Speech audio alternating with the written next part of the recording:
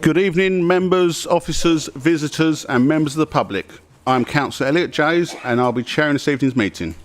This meeting is being recorded and proceedings will be conducted in accordance with the Council's constitution, including procedural rules which are available on the Council's website. Item 1, emergency evacuation procedure. There is no planned evacuation drill this evening, and accordingly, if the alarm sounds, it's produced as a genuine need to evacuate. The emergency exits are to my right and down the stairs, and to my left and down the stairs. Please do not use the lifts in the event of emergency. On exiting, you'll be directed to the assembly point, and it's important that you remain there and do not return to the building until I've announced it's safe to do so. If anyone present will need assistance in evacuation, could you please wave at me now, and I'll make the necessary arrangements to assist you. Excellent.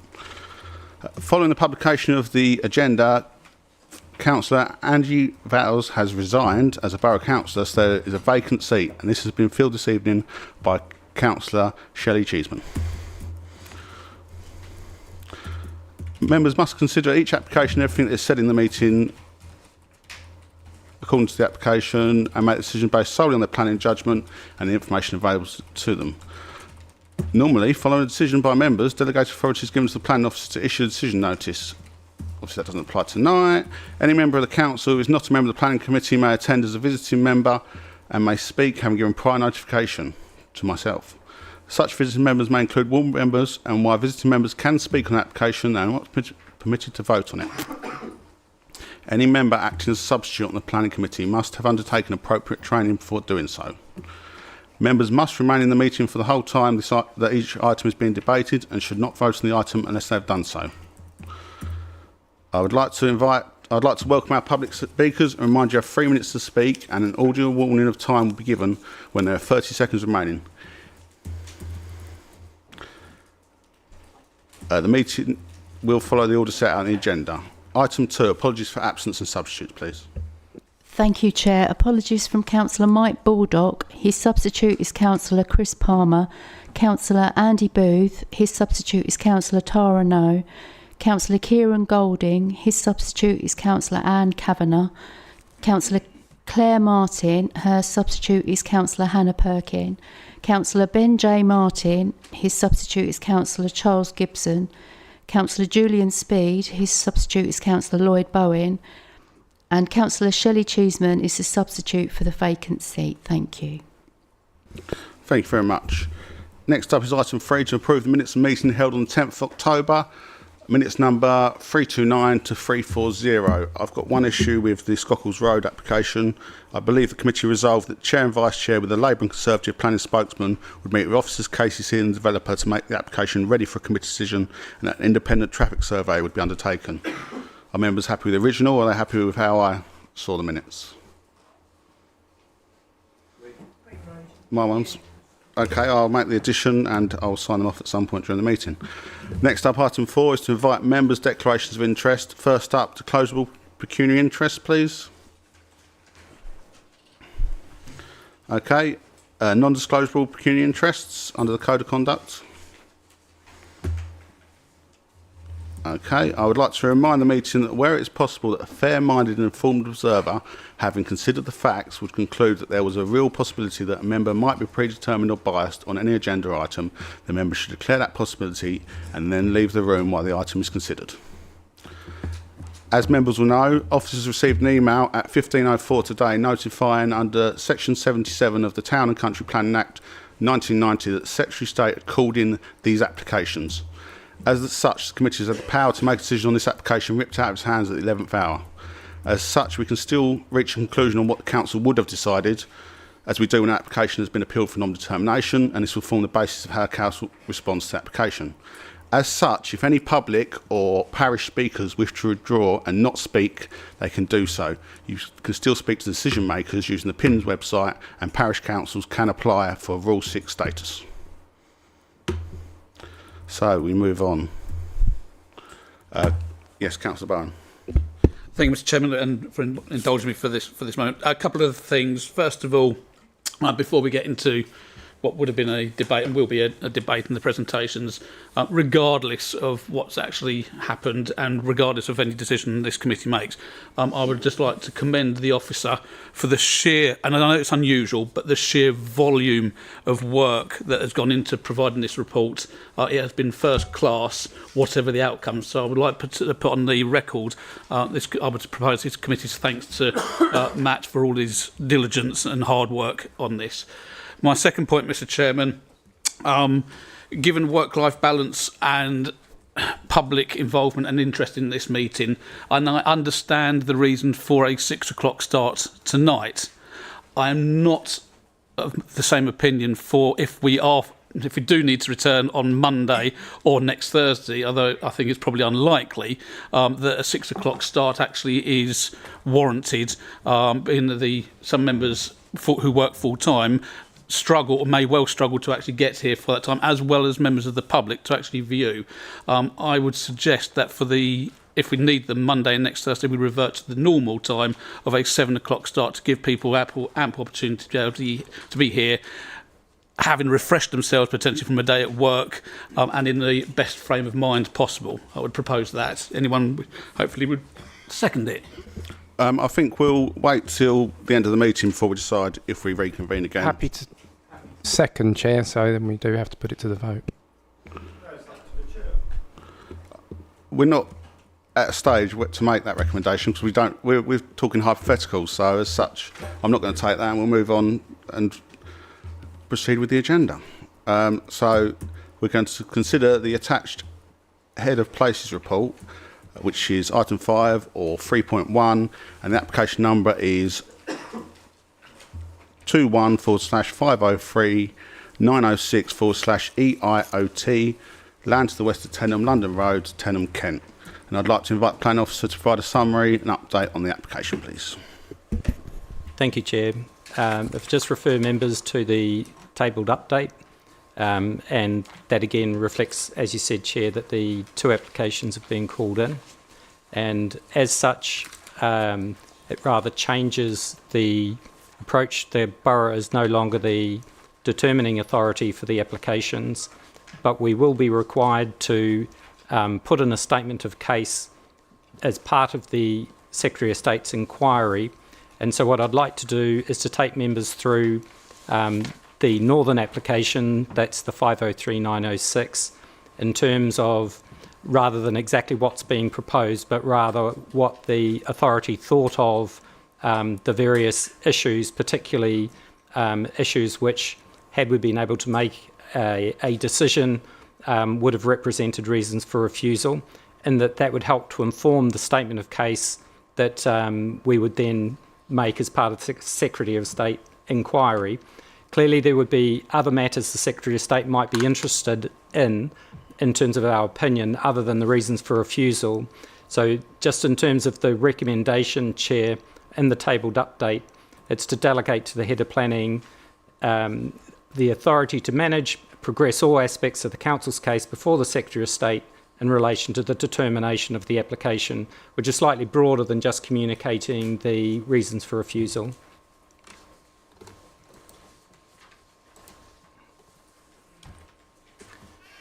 So in terms of the letter that we received today, it sets out various matters, not a definitive list, but a list that includes the Secretary of State would like to know what we think about the supply of homes, building a strong economy, provision of sustainable transport, enhancing the natural environment, the historic environment, whether the proposals are consistent with the development plan, and then any other matters. And certainly all of those are covered to some degree within the committee reports.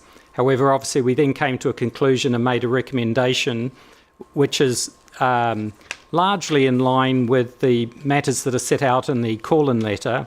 But I would just highlight, for example, we didn't make a recommendation for approval or refusal of housing supply or building a strong economy, although there are sections of the report that cover those topics, which comes back again, Chair, just in terms of the recommendation, which is slightly broader than just communicating the reasons for refusal, is allowing us to address all the matters that the Secretary of State requires us to in our statement of case. So what I'll briefly do is to talk about the application, but members have had a briefing on what's proposed, and given that we're no longer the decision maker, what I'll be focusing on are those areas where we were recommending refusal. So this is the northern site, covers an area of approximately 98 hectares, extends to Swale Way in the northwest, south to the A2 west of Batchild, east crossing Hempstead Lane to London Road in the vicinity of the cricket club. It then extends to the northeast, encompassing the land between Lower Road, Frognall Lane and London Road. Slide shows what's proposed, including 1,250 dwellings. The illustrative master plan. The scheme, as with both the north and south scheme, they're in outline form. So most of the information is illustrative. However, in terms of control documents, the applicant had been seeking approval from the council for 2 parameter plans which cover the location of land uses and heights. And in addition to the parameter plans, there's what's called an outline development specification, which is a written document that sets out the requirements any subsequent reserve matters applications would need to accord with. This is the height parameter plan. Higher heights are directed towards the centre of the site. This is a phasing plan which is including with the submission. Highway infrastructure was proposed to be delivered early, with the rest of the development over a 10-year period. Access was to be a reserved matter. However, just to highlight that there was a considerable amount of indicative detail, particularly in relation to the Sittingbourne Northern Relief Road, along with modelling of highway implications. Illustrative detail was provided in terms of access and movement, as well as landscaping. In terms of some of the key issues, starting with transport matters, a full description of the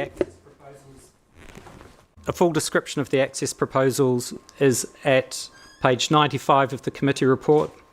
There's a transport assessment accompanying the application. It assesses the scheme as a standalone development and also cumulatively with other committed development. This application isn't reliant on highway or other infrastructure proposed in the second application, the southern application. It could be implemented in isolation.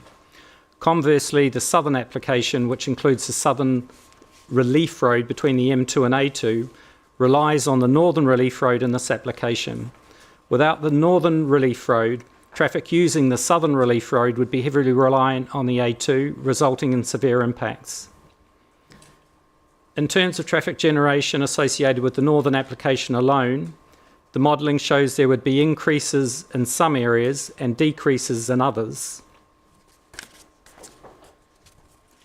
There were concerns raised and objections about highway modelling, and KCC Highways and National Highways considered the situation. And they are of the view that the scheme offers more benefits than disbenefits in highway terms. And on balance, the council had not recommended refusal in relation to highway and transport matters for the northern application. Slide shows heritage assets in and around the site. 16 heritage assets would be harmed in varying degrees. 2 of the more historically significant assets that would see higher levels of harm relate to the Tong Conservation Area and Frognall Farmhouse. The relief road, the northern relief road, would traverse the Tong Conservation Area. There is a mill pond and former mill to the north of the conservation area. There is a spring and spring head at the south end of the conservation area that feeds water to the former mill pond and mill. The spring's an important feature of the medieval landscape, and it also became associated with the cult of St Thomas Becket.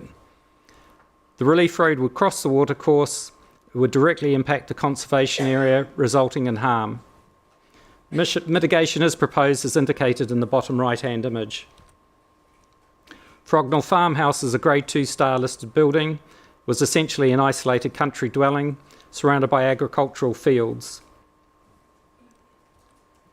The development would remove open views of the pastoral and rural setting. Now, these open fields and views contribute to an understanding and appreciation of the building. The development would remove the open views and pastoral landscape, adversely impacting the setting of the farmhouse. Had the council have been the determining authority, then there would have been an objection to the scheme in terms of heritage impacts.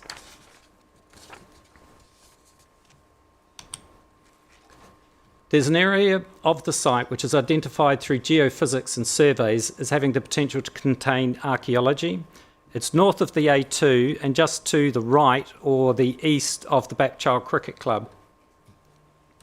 Slide shows an overlay of that area. The purple and red lines are the potential archaeology. What the applicant has done is to adjust the parameter plans so that that whole area is protected from development. And on this basis, there's no objection in terms of archaeological impacts.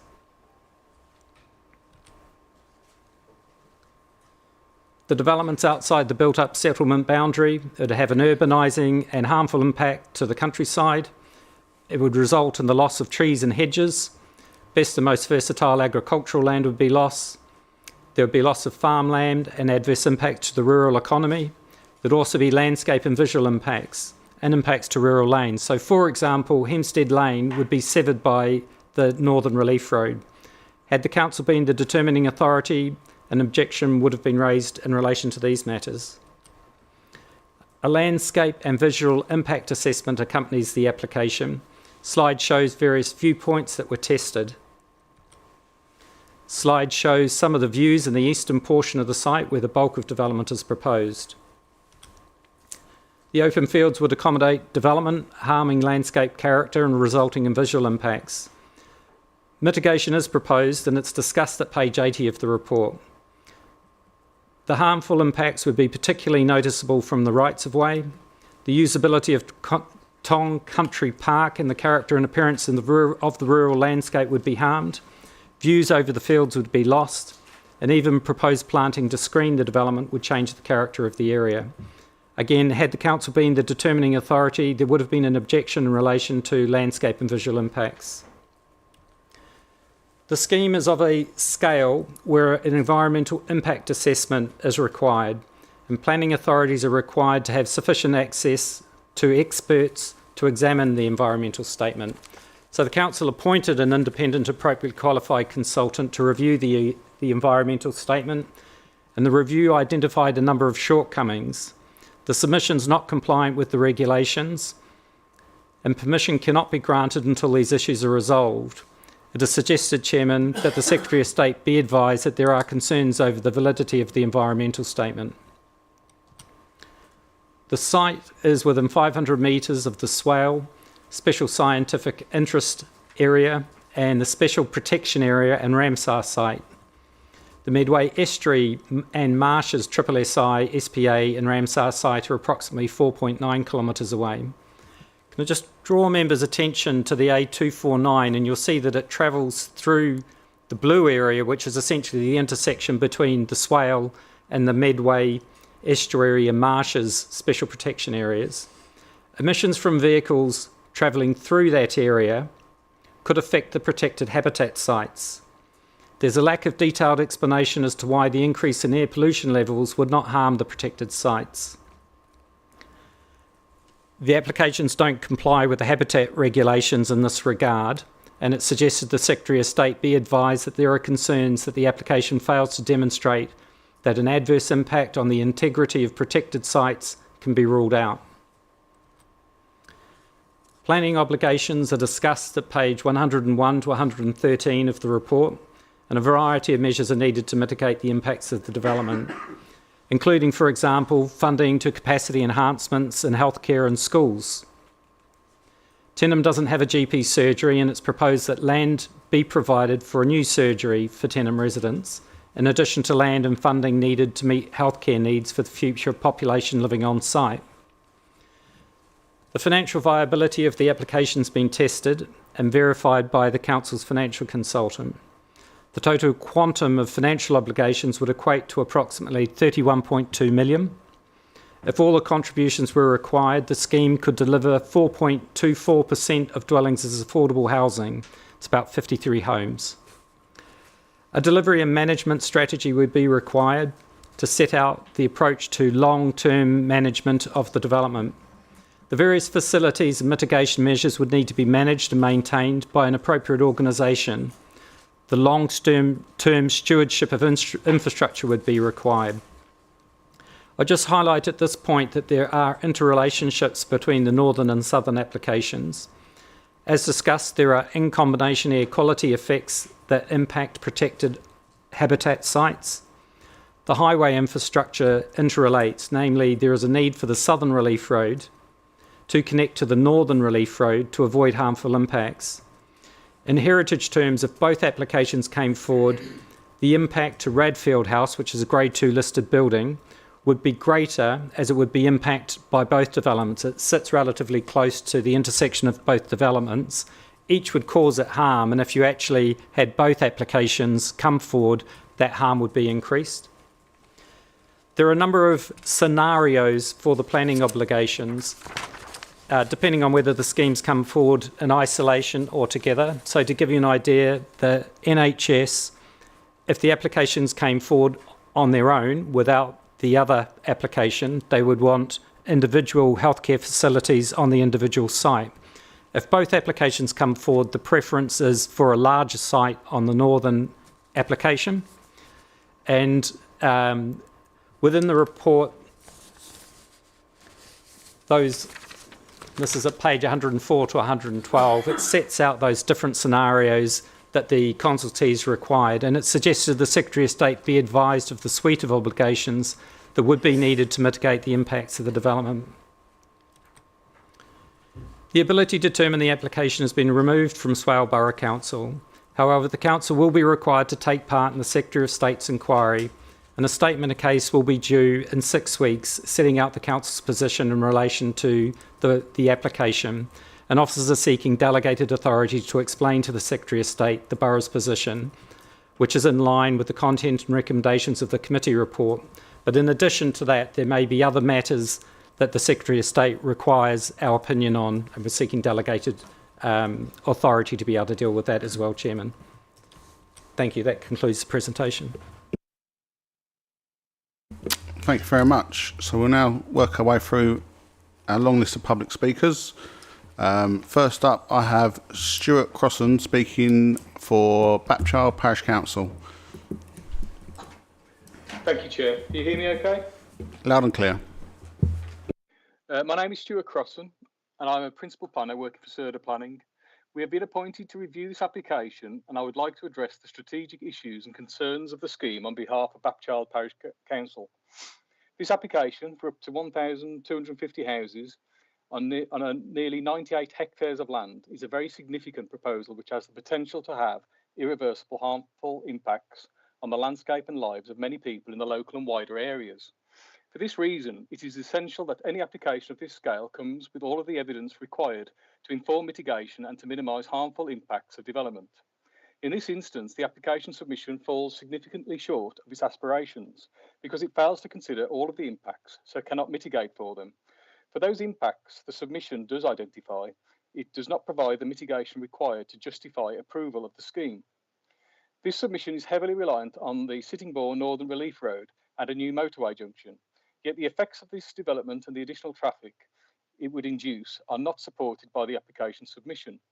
In policy terms, although there is a safeguarded area of search for the Sittingbourne Northern Relief Road in the local plan, policy reference AS1, any such scheme to deliver the link must deliver appropriate traffic management solutions and the impacts on the SPA Ramsar site being fully mitigated for. The transport evidence supporting this scheme does not consider all of the effects of the development. Although delivery of the Sittingbourne Northern Relief Road should be a benefit, due to the scale of this scheme, the wider benefits which are identified in the local plan, which seek to minimise existing highway congestion, are diminished. The Sittingbourne Northern Relief Road would now nearly be required as a minimum to deliver this housing scheme, and is unlikely to provide a reduction in congestion originally envisaged. The report lists 16 heritage assets which would be detrimentally affected by this proposal. As the heritage assets would not be entirely lost, this effect is considered by officers to be less than substantial harm. However, there would be no reversing the effect on the settings of any of these heritage assets, many of which have a strong connection to the existing surrounding land uses, and these settings would be lost entirely. Connected to the heritage concerns are our concerns about the impact on landscape character and the significant visual impact that the scheme would have on the whole area, in particular the visual impact on Tonge Country Park. Because the highway effects are unknown, it therefore follows that air pollution is not fully considered or addressed in the application, and we are concerned about air quality effects around Spring Acres Countryside Park as a result of increased traffic. With regard to Spring Acres Countryside Park, it should also be noted that this park was green infrastructure to mitigate the impacts of Stones Farm, in accordance with policy CP7 of the development plan. Any balancing exercise, whether it is in respect of heritage harm or more generally, considering the benefits of the scheme, not only is it clear that the harm substantially outweighs any public benefit, but those elements which might provide some benefit can be given little weight due to the lack of evidence and information provided to support them. That is clear from the recommendations by the Council. Thank you. Your 3 minutes is up. Next up, we have Parish Councillor Brian Clark, please, from Bredgar Parish Council.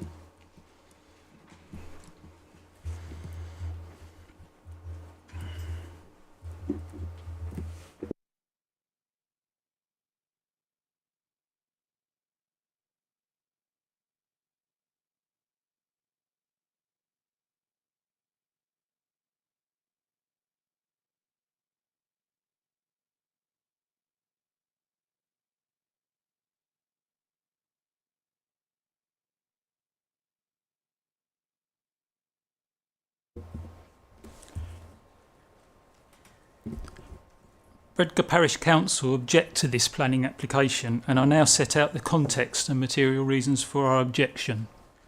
The proposed development is located in the Swale Northern Fruit Belt, within the important countryside gaps between Sittingbourne, Batchild and Tenham. This region, known for its highest grade agricultural land, has been historically farmed as orchards since the 16th century, when Henry VIII established cherry orchards in Tenham. The area's fertile soil and proximity to the estuary provide an ideal environment for growing England's finest cherries, free from the need for polytunnels, ensuring their superior quality and taste. The farming practices here are conducted by a scientifically skilled workforce whose activities have shaped the rural character of Swale Borough. The current agricultural use of this land maximises value for Swale and the country. The preservation of countryside gaps is extremely important, as they are essential to preserving the identity of Swale's rural villages and the character of the borough. The proposed housing will radically alter the area's character and eliminate the vital countryside gap between Batchild and Tenham, against policy. Located in the countryside, this development will significantly impact the landscape, shifting from the soft organic presence of orchards to hard-edge urban residential properties up to 13.5 metres high. This will drastically alter the views into and across the area from all sides, causing noticeable and detrimental changes, against policy. The development will lead to the loss of the best and most versatile agricultural land, affecting areas beyond the proposed site's boundaries. This could render additional land economically unviable for agriculture, weakening the Swale rural economy, against policy. The proposed development causes significant harm to the settings of heritage assets in the area. The applicant's reports have underestimated these impacts. For instance, there will be substantial harm to the setting of Frognall Farmhouse and Barn, against policy. The environmental statement provided by the applicant is not compliant with the EIA regulations on many counts, including heritage, ecology and air quality, against policy, all of them. Some rural lanes will be lost, and those remaining will see increased traffic levels that significantly harm their character. This harm extending through all the rural villages and the Kent Downs national landscape, against policy. In conclusion, the harm and losses caused by this application far outweigh any potential benefits. The application is not compliant with national and local planning policies. Bredgar Parish Council strongly recommend that the Planning Committee refuse the application. and we probably support the recommendation, I think.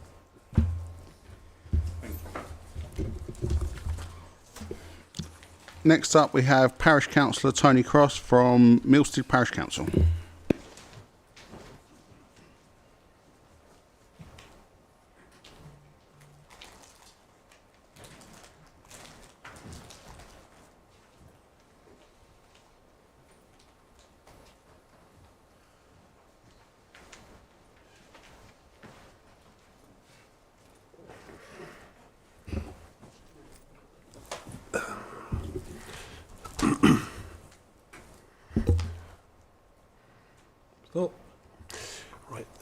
I'm the chairman of Milstead Parish Council. I'd like to address the strategic issues and specifically the grounds for refusal with regard to the landscape on visual matters.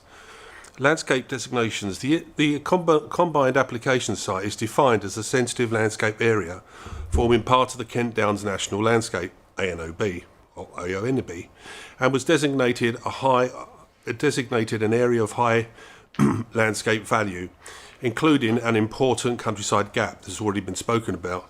We feel that little thought has been given to this subject. There are many areas across the landscape character areas which present unspoilt rural pastoral character and unique sense of place, rural tranquility and even remoteness. This is a distinct landscape being eaten away, being harmed by infill development and the presence of advancing urban fringe, and therefore contradicts the National Planning Policy Framework, paragraph 135, as being sympathetic with local character, and the Planning Policy Guidelines, paragraph 36, relating to intrinsic character and beauty of the countryside. Information presented in the impact assessment presents an assessment for a large area. Best practice guidelines informed us that the guidelines for the landscape and visual assessment, 3rd edition, states that the role of the impact assessment is to address both the landscape as a resource in its own right and the effects of the views of the visual amenity. This cannot be achieved by one impact assessment assessing an application of the site of the scale we're talking about. Assessment is therefore generalised and lacking detail throughout, and the determination of a magnitude of effects ill-conceived and not very well thought through. There are many relevant landscape receptors not assessed through the impact assessment, with those absent centred around historic and ecological designations, perpetual and sensory character and recreation value. A separate residential amenity assessment is not considered required by the applicant, as a private individual does not have the right, thus demonstrating scant regard for us local residents. Highstead Park is so huge that it does not fit into the countryside. Indeed, it can be seen from the south half of the Isle of Sheppey, parts of the Isle of Grain, most of Sittingbourne and large parts of the Kent Downs and landscape and beyond. In conclusion, we are afraid for our villages and our way of life. Upon reflection, we are aware that change happens normally, but we should try and embrace it. However, change of this scale without apparent consideration for local communities, villages and scant detailed planning is disrespectful to society, authority, and we respectfully urge you not to support this application. Excellent timing. Next up, we have Parish Councillor Graham Hagger from Rodmersham Parish Council, please.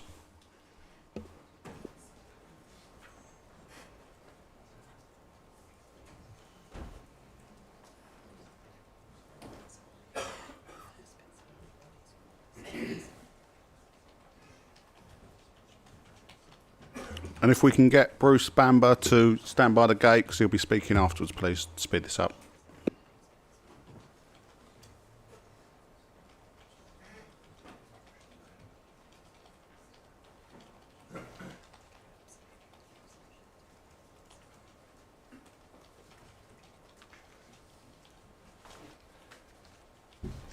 We're discussing north and the south, I think. Just okay.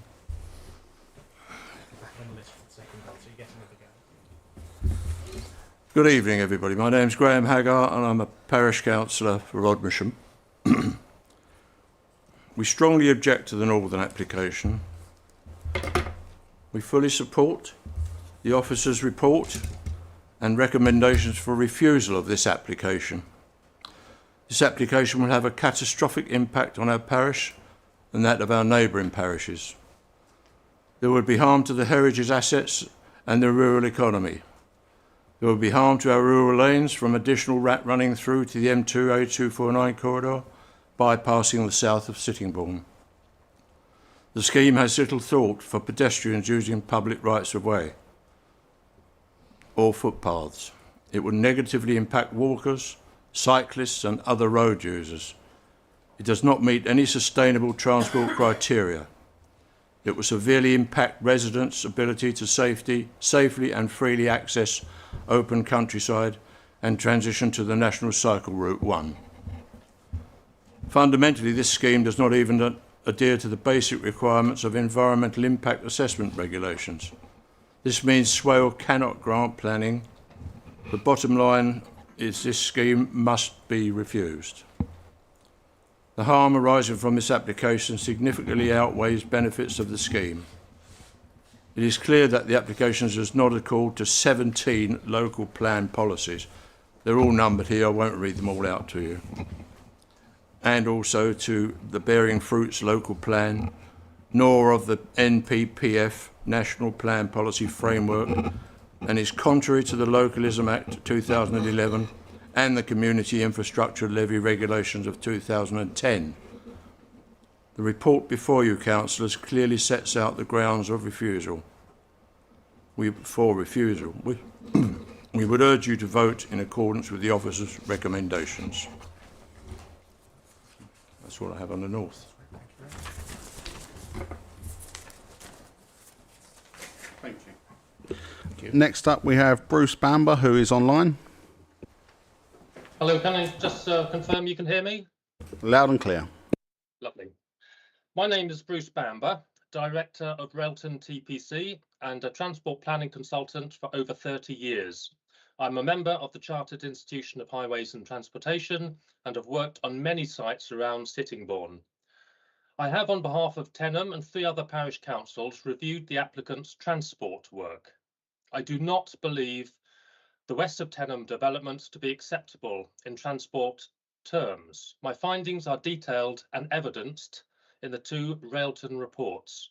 I will briefly describe 5 of my main concerns. 1. The development is predicted to generate around 5,000 additional vehicle trips a day on the A2 through Tenham. Contrary to misleading information submitted by the applicant but accepted by the Highway Authority, this will cause the A2 to exceed its theoretical capacity and will lead to severe congestion. 2. The proposals are expected to lead to an increase of over 700 HGV movements a day on the A2 through Tenham, a 56% increase. No measures are proposed to protect the sensitive communities along the A2. 3. The applicant fails to engage with a very poor safety record along Lower Road. The route is already used as a rat run to avoid delays on the A2, and rat running will increase because of congestion along the A2 and because the proposed development connects directly to Lower Road. This will result in increased personal injury accidents. No mitigation is proposed. 4. Long queues and delays are predicted at the Woodstock Road, Bell Road, Gore Court Road, Park Avenue mini roundabout. The applicant has submitted proposed works to deal with the problem. However, these involve taking large sections of footway and converting them to carriageway, leaving narrow, substandard footways in an area already heavily used by pedestrians. The changes create new highway safety problems for vulnerable highway users. 5. The local railway station is at Tenham.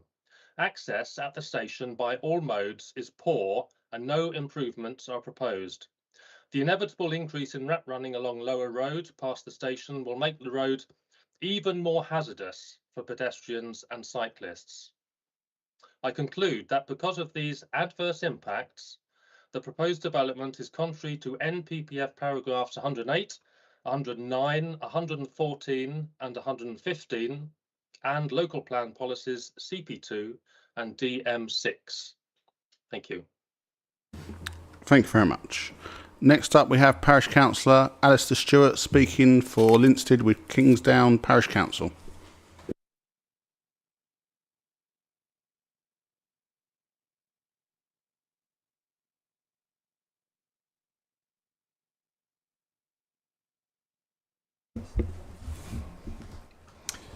I'm going to cover the considerable constraints surrounding drinking and wastewater. The South East is one of the most water-stressed areas in the UK, but subject to a high and growing population. Water Resources South East state need for water in the South East could almost be 1,800 million litres by 2050. About 70% of all water supplied in the South East is derived from groundwater, also the source for 85% of the world's critically important chalk-fed streams and rivers. For this area, South East Water supply drinking water. Southern Water manages the wastewater. In its water resources plan, South East Water projects that by 2050, for its whole supply area, the balance of water supply and demand ranges from a deficit of almost 30 million litres a day to over 176 million litres per day at worst, depending on circumstances. However, the amount of water South East Water can extract from the environment could be reduced by as much as 135 million litres a day. 1,250 houses in the northern side of Highstead Park equates to an extra demand of 450,000 litres a day. That's 66 Olympic-sized swimming pools for the year. 8,400 for all of Highstead Park means an extra 3 million litres a day, and that equates to 438 Olympic-sized swimming pools per year. Wastewater amounts could be more or less these same volumes depending on the wastewater system. Large developments reduce infiltration into aquifers and can contaminate them if drainage and treatment measures are insufficient. The southern portion of Highstead Park development may end up covering much of Southern Water's Highstead groundwater catchment. Water management plans aim to make more water available and invest in infrastructure projects such as reservoirs. Southern Water's risk assessment plans show additional homes and businesses will increase the risk of exceeding its permits for combined sewerage systems during dry weather in Sittingbourne and Faversham. The risk of storm overflows discharges in these areas is already significant and will rise. Water companies' 5-year business plans do not make a projection of population increase at local levels. Why? Because water companies are not statutory consultees to planning. They have a duty to supply and are expected to deal with the Highstead Parks when they happen. Water companies only have the funding that Ofwat allow. Recently, Ofwat initially rejected 75% of the total funds South East Water initially requested to do its work. It is not going to have the resources to cater for the likes of Highstead Park, where there is a huge shortfall of funds. Water companies will have to concentrate funding on critical assets. Even where there's sufficient water, South East Water has experienced a lack of capacity to produce drinking water to match demand during prolonged periods of hot weather. Southern Water does not have the capacity to treat significant rises of wastewater.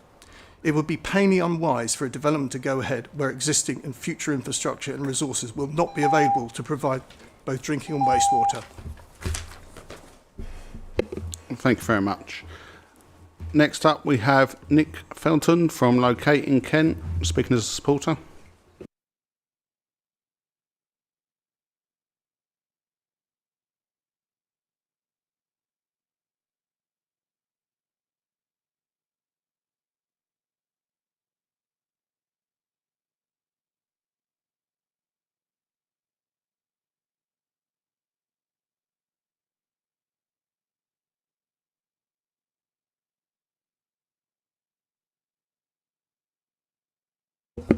Hello, I'm delivering this speech on behalf of Nick Fenton.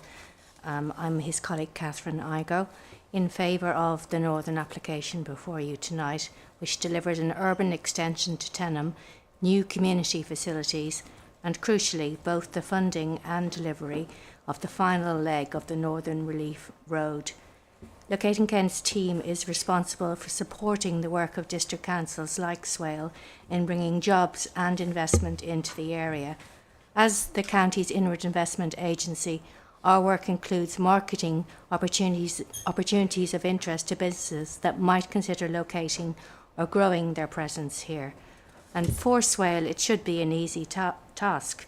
You are in one of the county's best connected areas, a fact recognised by the number of employers who are located and want to locate here, from manufacturers, supply chain businesses, science, research, logistics and distribution, evidenced by the continued success of your major regional hub at Eurolink, the largest employment site in Kent. This success, however, is significantly hampered by the inability of people and businesses to get around the area, be it transporting goods, commuting by car or using public transport. Anyone driving through the Sittingbourne town centre and Eurolink will have experienced long delays, and for businesses that means losing both money and struggling to recruit staff, and there's only so long that can be sustained. If Swale is to remain competitive and continue to deliver the employment prospects its residents deserve, then action and investment is needed. Now, it's clear from the experience of the Lower Thames crossing that it's the private sector that will be expected to foot the bill for future infrastructure projects across the UK. If Swale is to tackle these obstacles to growth, then applications such as this offer a route of getting things done by providing private funding to deliver public infrastructure. That includes housing, of course, but that's just one part of the equation. This application is of a scale that can deliver significant benefits to the borough, and it may be the only way to get the capital investment it so desperately needs. Approval tonight, for example, would unlock the full potential of Eurolink, slashing travel times and providing the alternative route to avoid the town centre set out in the local plan. I'm definitely not going to read all this in 30 seconds, okay? Just to say, you're probably aware local businesses have clearly voiced their support for these proposals, with more than 70 businesses writing in support of the proposal to the leader of the council. As the planning authority for this district, you rightly decide the planning application on its merits. We say that this must include the benefits the scheme can deliver in broader socio-economic terms. Thank you. Thank you very much. Next up, we have Ben Gearing speaking on behalf of the applicant.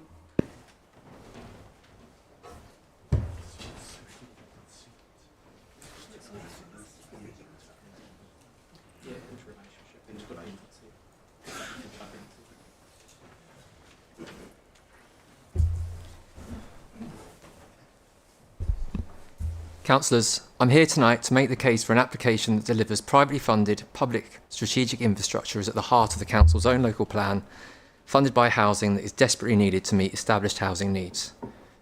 I've heard the members of this committee say on numerous occasions in the past 5 years they are fed up with applications that come forward without delivering the infrastructure that Swale needs, that there's an infrastructure deficit in Swale, and that without investment in highways, public transport, education and health, new homes should not come forward.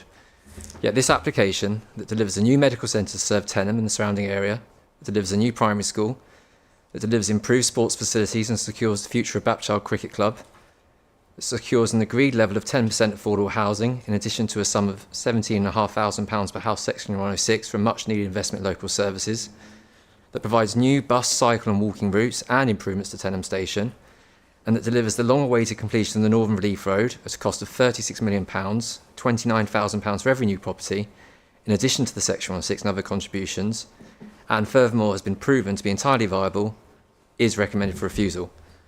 It should be noted that the officer's report recognises that the reasons for refusal can be addressed. It even makes clear how this can be done at paragraph 7262 on page 134. The officer's report also recognises the local plan is long out of date, that a replacement local plan is years away, and the reduced weight must be given to numerous policies. A fact that has been made very clear through numerous appeal decisions made against the decisions of this committee at huge cost to the council and ultimately the residents of Swale. Appeal decisions that reflected the stated views of many councillors that the completion of the Northern Relief Road is much needed. Yet despite no objections from statutory consultees that cannot be resolved, refusal is still recommended. We therefore urge the committee to overturn the officer's recommendation and set out in paragraph 7262 of the report, approve this application subject to resolving the minor outstanding matters listed. This would secure the £36 million investment of privately funded investment in public highway infrastructure to the benefit of Sittingbourne, Sheppey and Swale as a whole. It would help unlock congestion around the town centre and Eurolink to the benefits of local businesses and residents. It would secure £1.5 billion investment in Swale over its lifetime. That's £22.6 million per year of additional expenditure in local businesses, council tax and new home bonus. And it would reduce the pressure for housing elsewhere in the borough. it would provide a new public country park at Tong, there isn't an existing one, that alongside sports facilities would secure a permanent green gap between Sittingbourne and Tenham, alongside a new primary school would provide land and funding for the primary care facilities the NHS and patients want for this borough. In short, this is precisely the type of sustainable infrastructure and plaid-led growth that national government identifies as a priority for delivery over this Parliament. I therefore implore you to support this application. Thank you for your time. Thank you. Next up, we're going to move on to ward members, and I'm going to take them in the order that I had them registered to speak. So first up is Councillor Monique Bonney, please. You have 3 minutes. Thank you. Good evening, councillors. I'm Monique Bonney. I'm the councillor for West Downs. This application before you tonight will have a catastrophic impact on my ward and the surrounding area. Before you is a robust report from the planning officer. It recommends carefully thought out analysis of the evidence. The applicant has provided incomplete and flimsy evidence over an extended period of time. There are clear objections from statutory consultees to this scheme and more than 10 parish councils. I urge members to vote in favour of the officer's recommendation for refusal. There are parts of the report that I consider very conservative in their approach, including the impacts on heritage assets. It is clear in section 7 of your report about the EIA, the Environmental Impact Assessment, and the consequence of this not being met. I specifically refer you to 7.17. Councillors, if you are minded to go against the officer's recommendation, then you have a stark choice. Do you accept affordable housing of 4.24% rather than the policy of 40%? And do you ask for less money to the NHS and education by not asking for the whole 31 million in one slug towards affordable housing? Who are you going to disadvantage? The NHS, education, or affordable housing? It's clear the scheme cannot deliver all that is required. It is not therefore viable in my view. Who are you going to disadvantage of those incoming prospective residents? We all know that local NHS services are absolutely buckling under the strain. It'd be catastrophic. It is no wonder our services are so far behind, because remember, Stones Farm paid not a single penny to the NHS. This falls right next to that estate. Section 8 of your report is entirely clear. It sets out 6 reasons for refusal. I can list them, but they're very easy to find. Section of your report. So I urge you, members, please follow what is in front of you. Do not veer off the report and stick to the facts in front of you. And please vote with the officer's recommendation for refusal.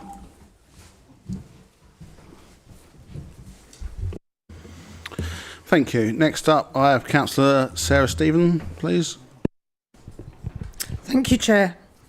I am objecting to this application because of the impact it will have on the villages of Babchild and Tenham and the repercussions it will have on my residents in Woodstock Ward. Tenham and Babchild would lose their vital, important countryside gap, preventing them maintaining their rural uniqueness away from urban Sittingbourne. There would be a massive increase in traffic to the area, not only from the proposed Northern Relief Road, but on the A2 also that runs through both villages. This will substantially have a detrimental effect on air quality, compounded by the reduction in trees, hedgerows and open fields that are the only natural way of storing carbon emissions, so inevitably these emissions will increase. This would impact on quality of life and health of the residents in both villages and the new development. Staying with traffic, the application fails to mention the impact on the existing road network, not just the A2 from the increase in traffic. Currently at peak times, Sittingbourne is at a virtual standstill, and not all the traffic from the development would necessarily use the proposed Northern Relief Road if built. So there will be traffic going. So where will this traffic go to in the south? In my ward, the potential for a standstill en route could be very real for Bell Road, Woodstock Road and Ruins Barn Road, the main route to the Kent Science Park, especially if Junction 5A is deemed non-viable. The roads are not main roads and one of them is a rural road. So the impact would be devastating for my residents, creating further air quality issues and exacerbating the pollution on these already oversubscribed roads. The location of the development is outside the settlement boundary, using the best and most versatile agricultural land, and fails to show that it would protect protected habitat sites. It will have a detrimental visual impact on the area by changing rural landscape into an urban one, by destroying special characteristics of the area. Finally, like myself, my residents are concerned about more large-scale development in the area and the impact it has on our infrastructure, especially hospitals, GP services, schools, water supply and waste treatment and disposal, and the many other services that will be affected. I therefore ask the committee to refuse the application. Thank you. Thank you very much. Next up, I have Councillor Julian Speed, please.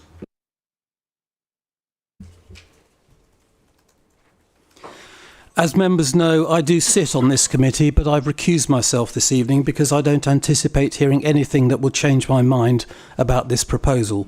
So I'm exercising my right to speak for 3 minutes as a ward member, but I won't take part in the debate and I won't have a vote.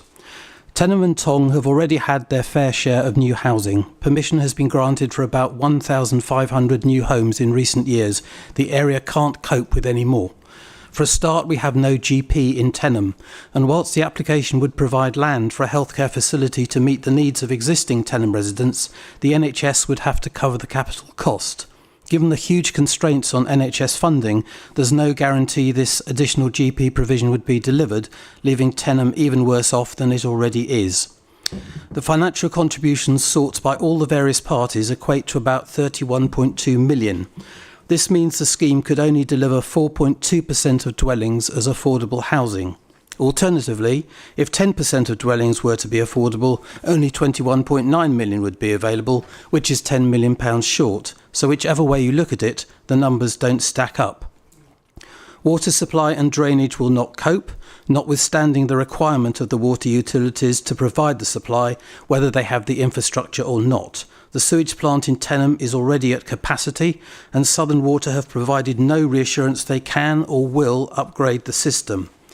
The proposed housing is set in the open countryside and is not within the designated built-up area of the local plan, so it's contrary to policies ST1, ST3 and ST5.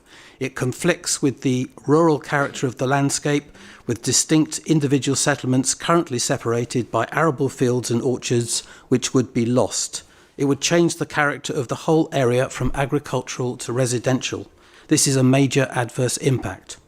It would result in continuous urban development along the A2, reducing the important local countryside gap between Bapchild and Tenham. This conflicts with policy DM25, which seeks to retain and protect the individual character and setting of settlements. Where the environmental statement is concerned, it doesn't meet the requirements of the EIA regulations. This means permission cannot be granted on these grounds alone. Traffic along London Road in Tenham is already up 24% since 2019.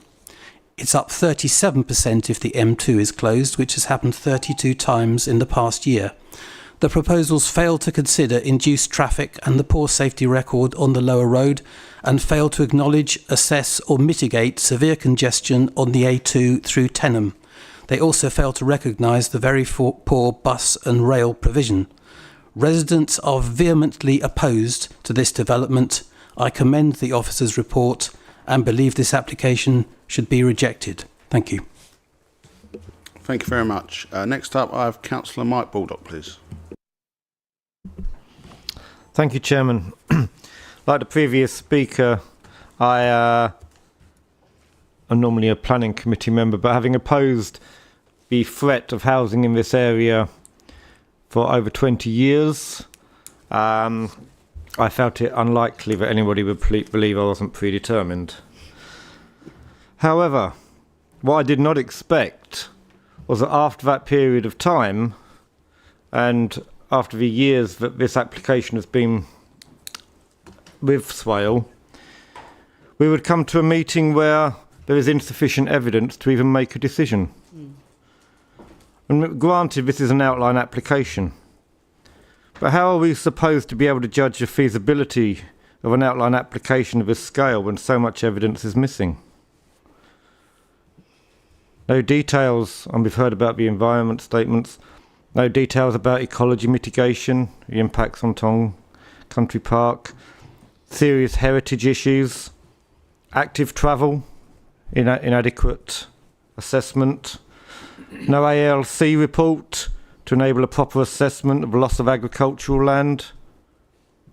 And that's what they expect you to make a decision on. Well, not anymore, because they've obviously gone elsewhere.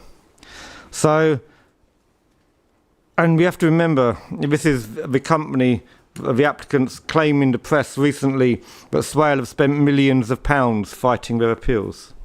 That's not the case. But if you're going to be fast and free with the facts in that way, we have trouble trusting their claims.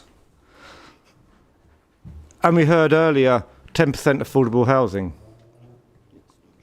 7.6.14 in your report suggests that it would actually be around 4.24% if they're going to meet all their other obligations. Out of 1,250 dwellings, that equates to 53 units.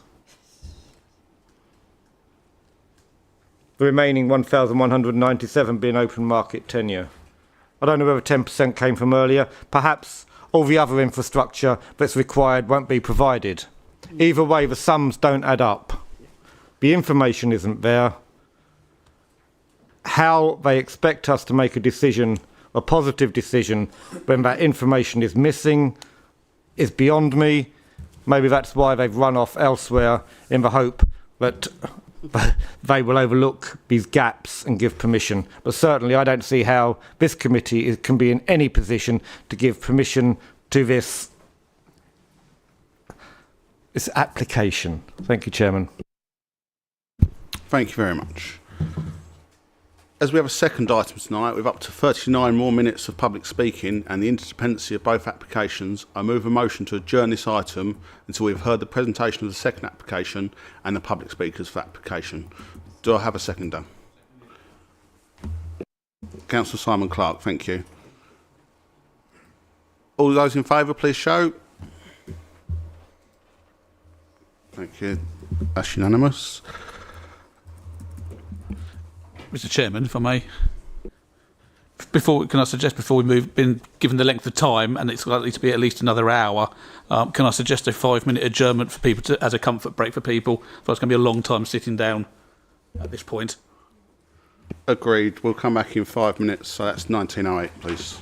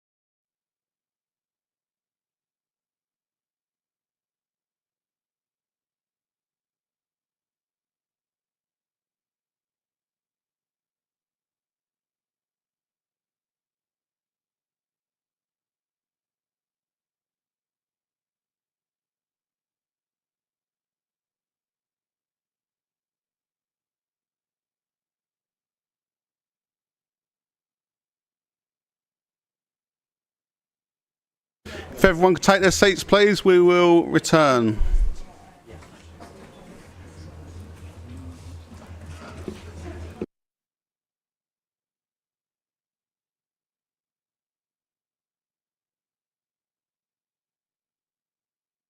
Councillor Wise.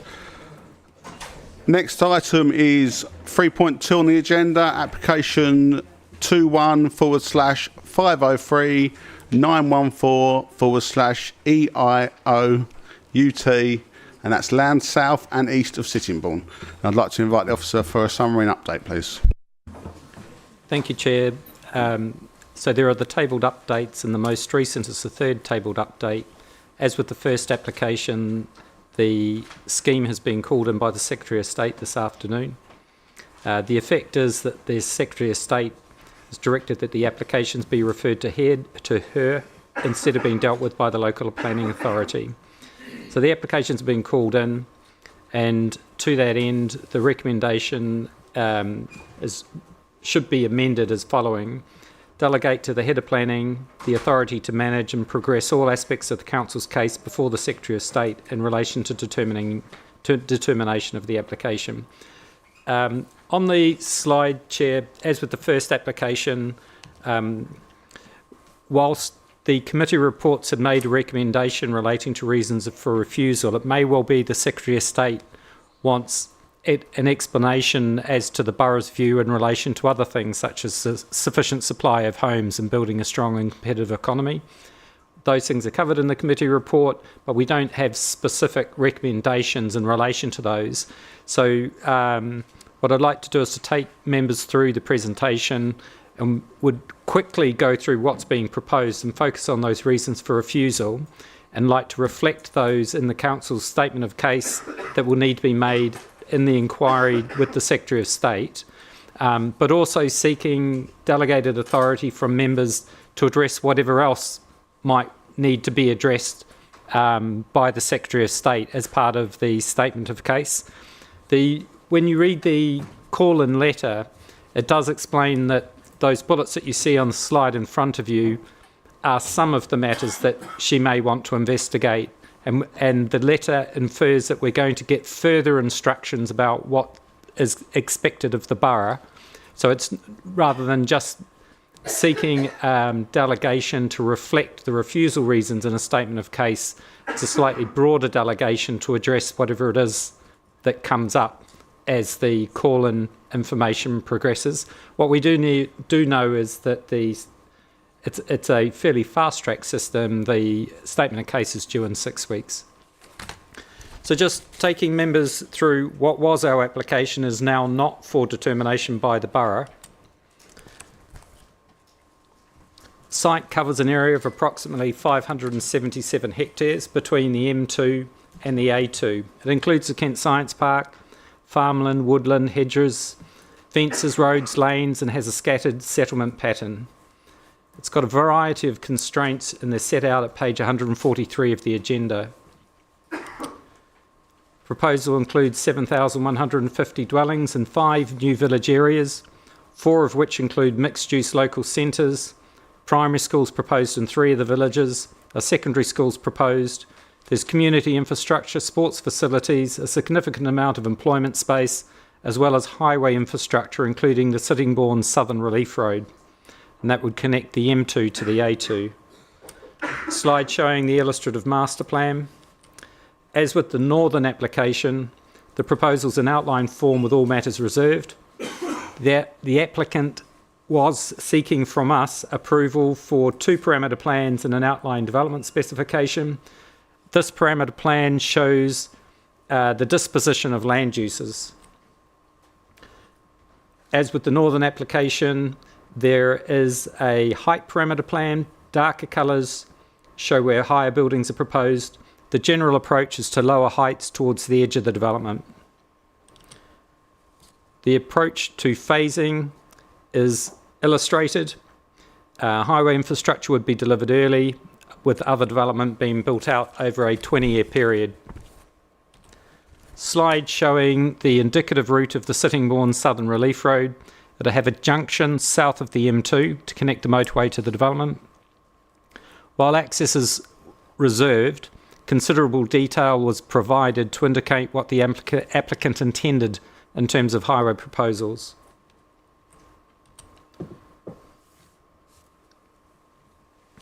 The proposal for a new junction with the M2 is in the form of a two-level trumpet-shaped arrangement with slip roads. A sustainable movement corridor is proposed to run parallel to the Southern Relief Road, allowing a dedicated route for public transport. Full details of the access arrangements are set out at page 267 to 269 of the agenda. This application is reliant on the Northern Relief Road proposed within the Northern application. If the Southern Relief Road doesn't connect to the Northern Relief Road, then traffic using the Southern Relief Road would be heavily reliant on the A2, leading to unacceptable highway impacts. In terms of modelling, KCC Highways raised concern that the proposal fails to provide sufficient information to allow a proper understanding of highway impacts. There is also concern that the results of modelling of impacts to some junctions show capacity would be exceeded, and in some cases necessary mitigation is either not proposed or the mitigation was not tested to show it be successful. The local highway authority also advised that the development has the potential to draw traffic through rural lanes and villages beyond the application site. In many cases, the traffic model did not take this into account. National Highways also raised concern in relation to highway modelling. As it stands, the proposal fails to provide appropriate modelling sufficient to demonstrate that the development would not result in unacceptable transport and highway impacts. National Highways are also of the view that the strategic case for the Southern Relief Road and its associated junction with the M2 has yet to be evidenced. The Southern Relief Road would cut across and affect numerous public rights of way, and there is concern that pedestrian and cycle movements could be discouraged by the development. Had the council been the determining authority, there would have been an objection in relation to highway matters, and this, as it is suggested, should be communicated to the Secretary of State. South of the M2, the land forms part of the Kent Downs National Landscape. The image on the left is the indicative new junction. The image on the right is an aerial of the land where the junction would be located. This image is taken from Bexon Lane, looking north across the field where the new junction would be located. National landscapes are nationally designated and afforded a high level of protection for their landscape and scenic beauty. Legislation requires the council to seek to further the purpose of conserving and enhancing the natural beauty of the national landscape. The highway infrastructure would cover several hectares of land, involve embankments, slip roads, and an overpass. Officers consider that the proposal would constitute major development. The rationale set out at page 226 of the report. Where major development is proposed in a national landscape, there's a requirement to establish if exceptional circumstances exist to justify the development, and the works need to be in the public interest. Discussion on exceptional circumstances is provided from page 227, and in conclusion, officers were not of the view that exceptional circumstances exist. In terms of the public interest, this is discussed at page 232 of the report. The scale and extent of the highway junction would adversely impact the experience of the public using and enjoying the national landscape for its special qualities. For a development to be considered to be in the public interest, the potential benefits of developing in the national landscape must outweigh the need to conserve and enhance the natural beauty of the national landscape, and in this case, the benefits of the scheme were not considered to be so great as to achieve it. Had the council been the determining authority, there would have been an objection in relation to impacts to the national landscape. Developments also proposed in the setting of the national landscape to the north of the M2, including employment space around the Science Park. This aerial image looks north towards the Kent Science Park and the location for development of employment space. Development within the setting of a national landscape should be sensitively located and designed to avoid or minimise adverse impacts on the designated areas. The development proposed in the southern part of the site would have a harmful impact on the experience of moving out of Sittingbourne and its suburban areas into the rural areas of the national landscape to the south of the M2. Had the council been the determining authority, there would have been an objection in relation to impacts to the setting of the national landscape. Left-hand image shows areas in and around the site which are designated, including national landscape, areas of high landscape value, and important local countryside gaps. The parameter plan to the right shows areas of development would extend within the designated landscape areas.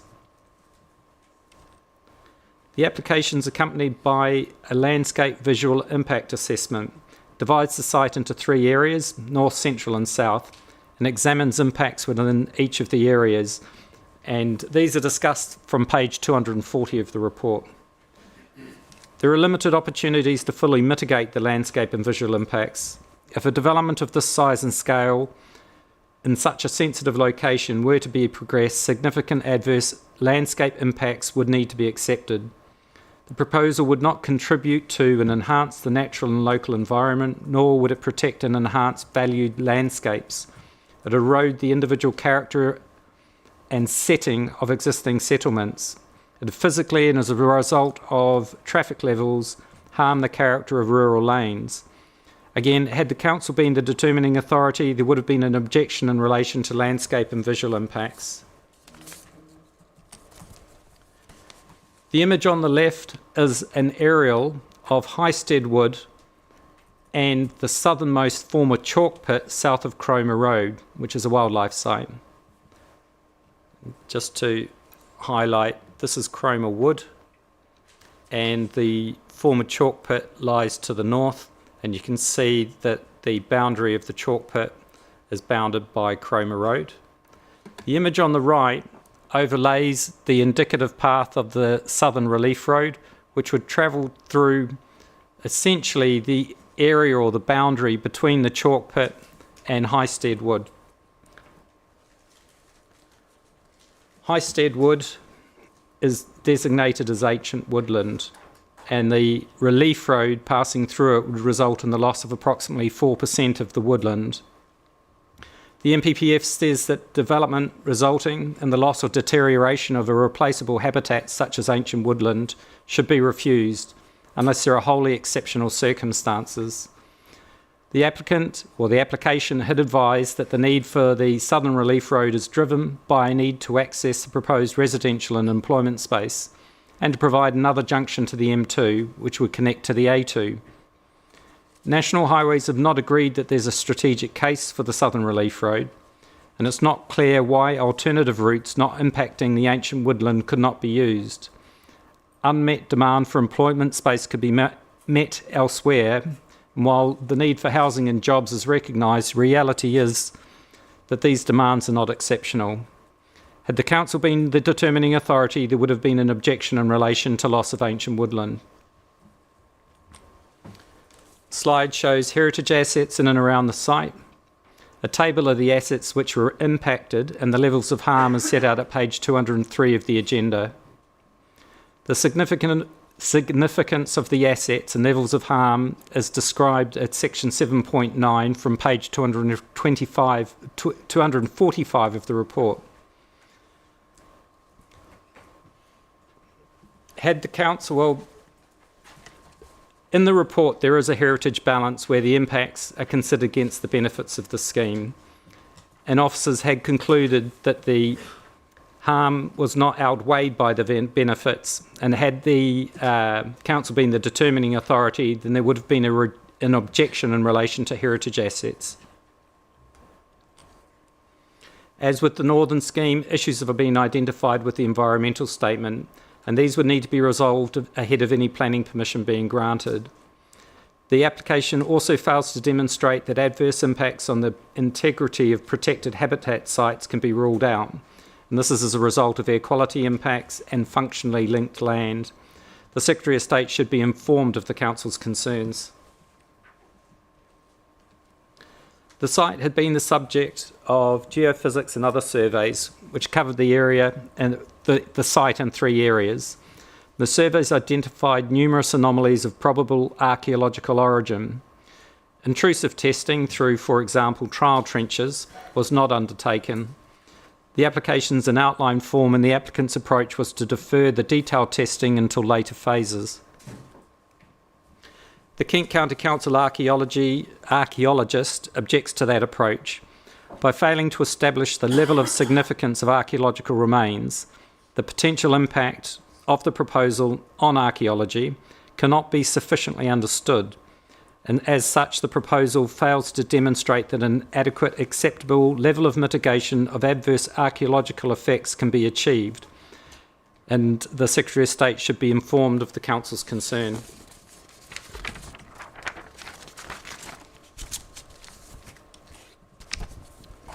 Concerns have been raised by the Environmental Health Officer in relation to noise and air quality modelling, and had the Council have been the determining authority, there would have been an objection to the scheme in this regard. As with the Northern Scheme, a variety of measures are needed to mitigate the impacts of the development, including, for example, funding capacity enhancements in healthcare facilities and schools. The viability of the application, the financial viability of the application has been tested and the applications are considered financially viable. The total quantum of financial obligations would equate to approximately £146.4 million. If all the contributions were required, then the scheme would be able to deliver approximately 15.8% of dwellings as affordable housing. Again, as with the Northern Scheme, a delivery management strategy would be required, and the various facilities and mitigation measures would need to be managed and maintained by an appropriate organisation for the life of the development, all of which would need to be secured in a Section 106 legal agreement associated with any consent. And the Secretary of State should be informed in any statement of case of this requirement.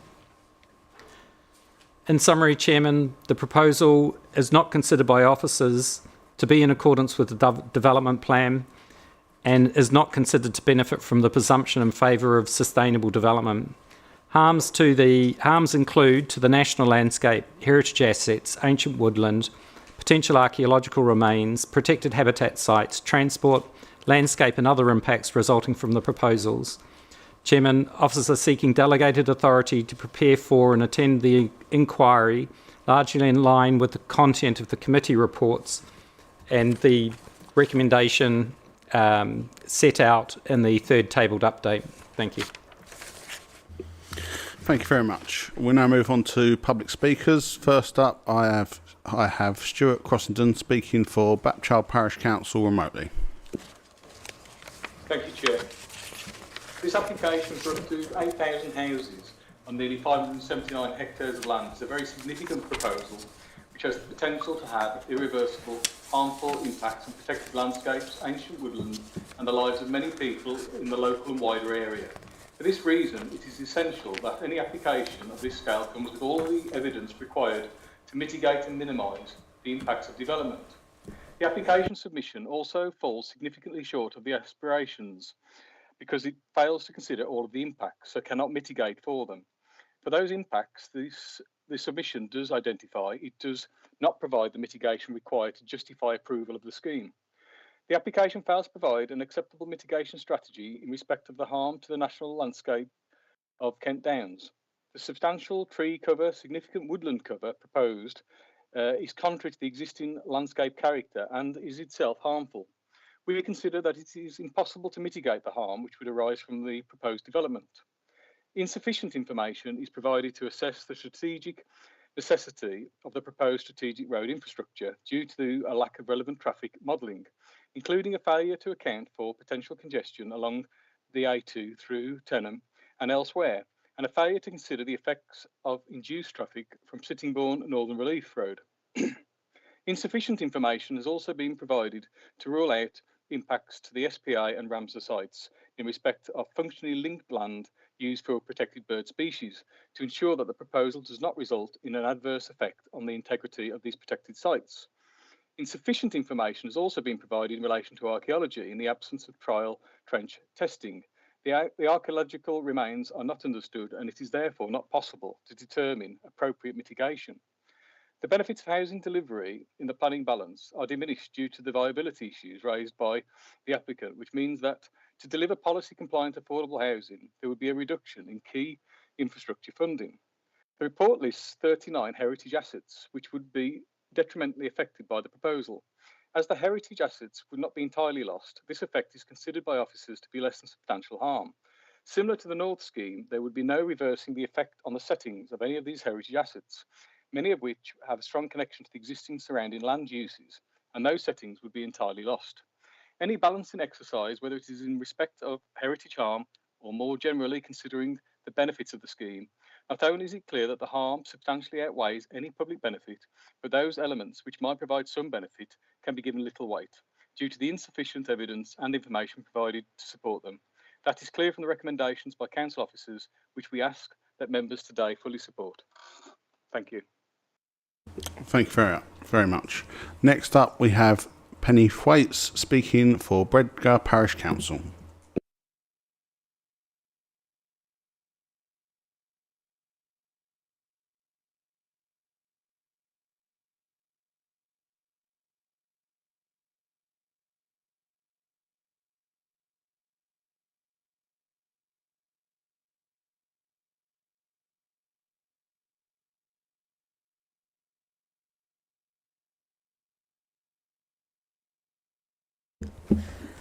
I represent Bredgar Parish Council and am here to oppose strongly the outline application for the development south and east of Sittingbourne.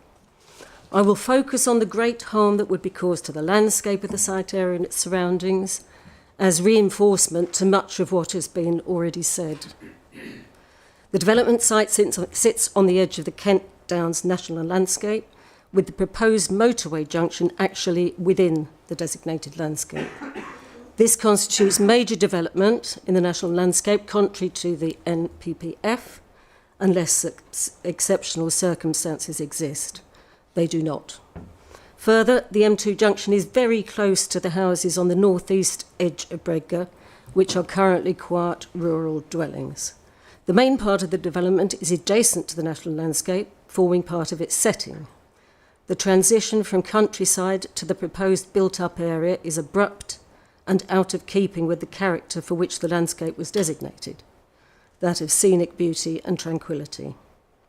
There are large industrial elements in the proposed commercial area of the plan, with heights of up to 16 metres immediately north of the M2, having a serious adverse impact on the views from the national landscape. The unique character of the area is destroyed, changing from tranquil countryside to urban fringe. This is not only of importance to those who live in the villages and hamlets involved, but also to those living in Sittingbourne who make good use of the countryside for walking, running and cycling. The effect on rural lanes will be devastating, with substantial increases in traffic causing the lanes to be less safe for pedestrians and cyclists.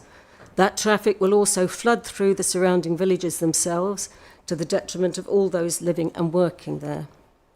At night time, the issues continue, as the dark skies that we currently enjoy would soon be a distant memory. The proposed development also involves the partial loss of ancient woodlands, Highstead Wood, and a change in their setting in the case of 3 other woodlands. Such loss requires truly exceptional reasons, and these do not exist. The retention of the countryside gap between Bredgar, Tunstall and Sittingbourne is of vital importance to the character of the area.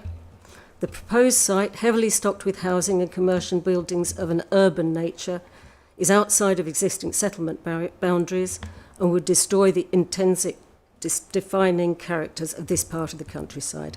In conclusion, the irreversible harm that this development would cause to the site area and surroundings far outweighs its perceived benefits. Bredgar Parish Council recommends rejection of the application. Thank you. Thank you. Next up, we have Parish Councillor Tony Cross speaking for Milstead Parish Council.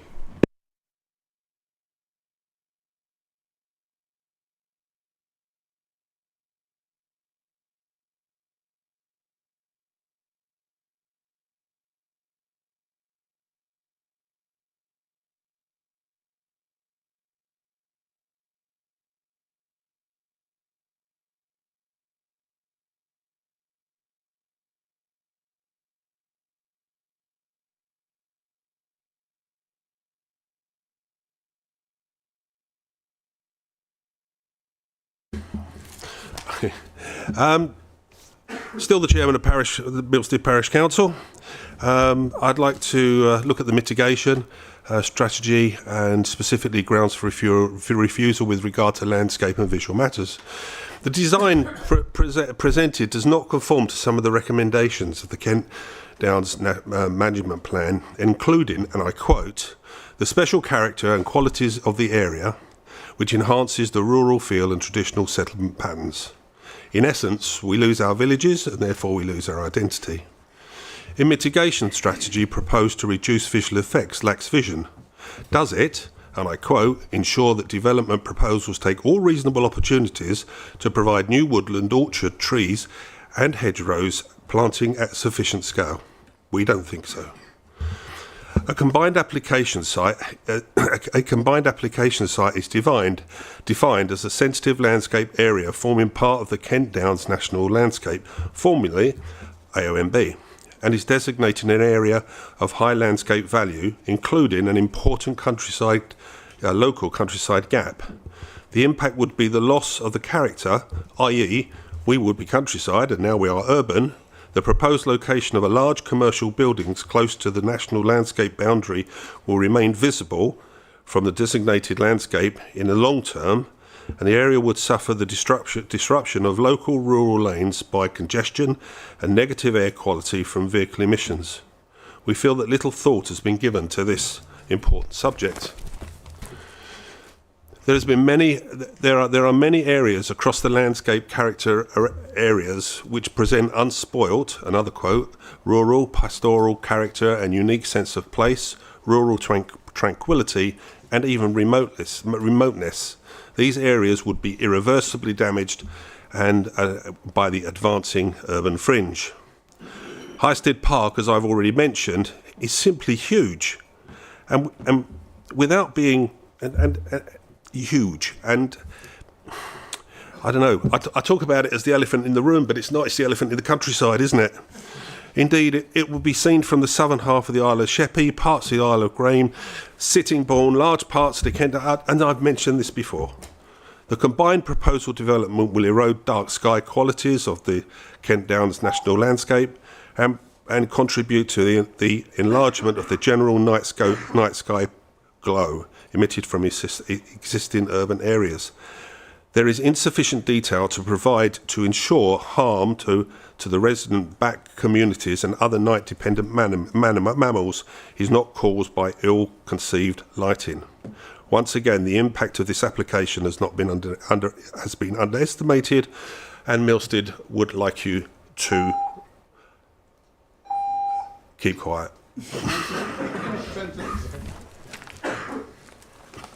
Thank you. Next up, we have Parish Councillor Graham Hagger speaking for Robinson Parish Council, please.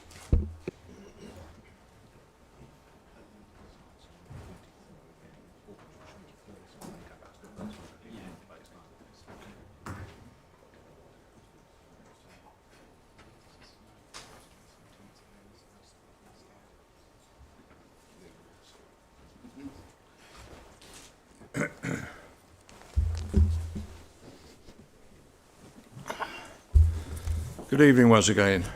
As you know, my name's Graham Hagger and I'm the Robinson Parish Councillor.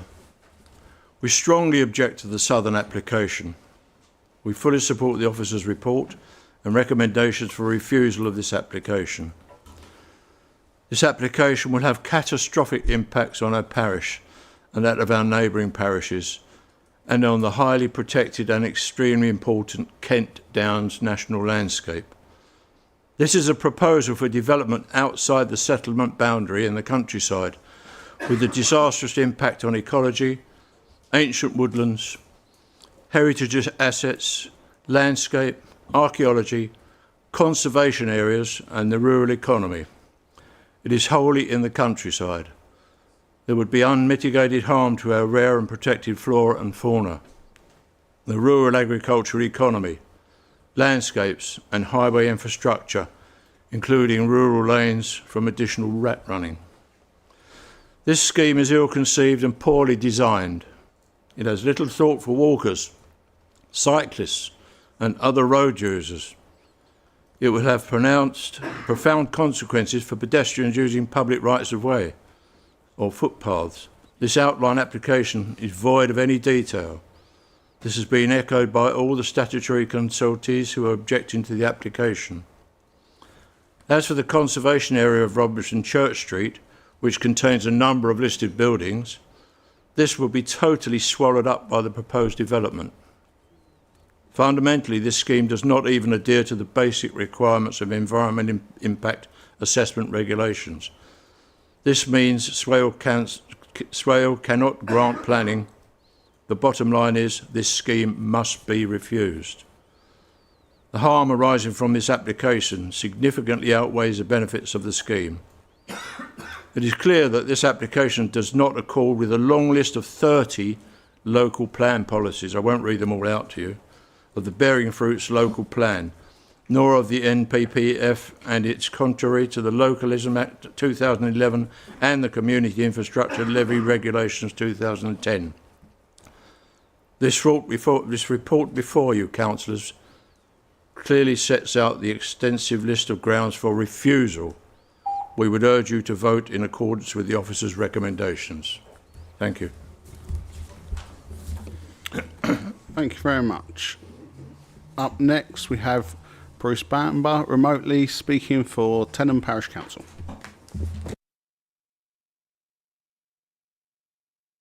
Thank you. Hello again. My name is Bruce Bamber. As I previously explained, I am Director of Railton TPC with over 30 years' experience of transport planning. This time, I will outline 7 reasons why the larger development is unacceptable in transport terms. Number 1, the Southern Relief Road is a major barrier to pedestrian and cycle movement. Even the so-called Green Bridge is merely a grade-separated vehicle junction with a widened footway on one side. The presence of the A2 cuts off development west of Tenham from areas to the south. Numerous large roundabout junctions suit car drivers but are anathema to the principles of sustainable travel. 2, the development is too far from Sittingbourne to allow walk trips. The separation of Highstead Village, Oakwood Village and land west of Tenham makes walking between these areas almost impossible. 3, the dispersed shape of the development makes it extremely difficult for buses to be more attractive than cars, particularly given the enormous investment in general highway capacity and very limited bus priority. A cumbersome approach involving 4 separate bus services is suggested, putting their post-subsidy financial viability in doubt. 4, for longer trips, train travel is not convenient, whereas the strategic road network is readily accessible. The proposed development is not sustainable in transport terms. 5, the impact on the Ruins-Barn Road, Woodstock Road corridor will be severe, as it would cater for vehicle trips into Sittingbourne from thousands of dwellings. The proposed modifications of the Woodstock Road, Gore Court Road mini roundabout are unsafe, as I've already explained. Severe congestion on this route will lead to rat running on the wider network, such as through Borden Village. 6, the fact that new highway capacity leads to new vehicle trips is well documented. Despite this, the modelling ignores induced traffic and its conclusions are therefore suspect. 7, despite a new M2 junction, traffic flows on the A2 through Tenham are predicted to increase significantly. The development generates between 5,000 and 6,000 new vehicle trips on the external highway network in each of the peak hours and 75,000 trips on a daily basis. I conclude that because of these transport impacts, the proposed development is contrary to NPPF paragraphs 108, 109, 114, 115, 116 and local plan policies CP2 and DM6. Thank you. Thank you very much. Next up, we have Parish Councillor Clive Sims from Borden Parish Council.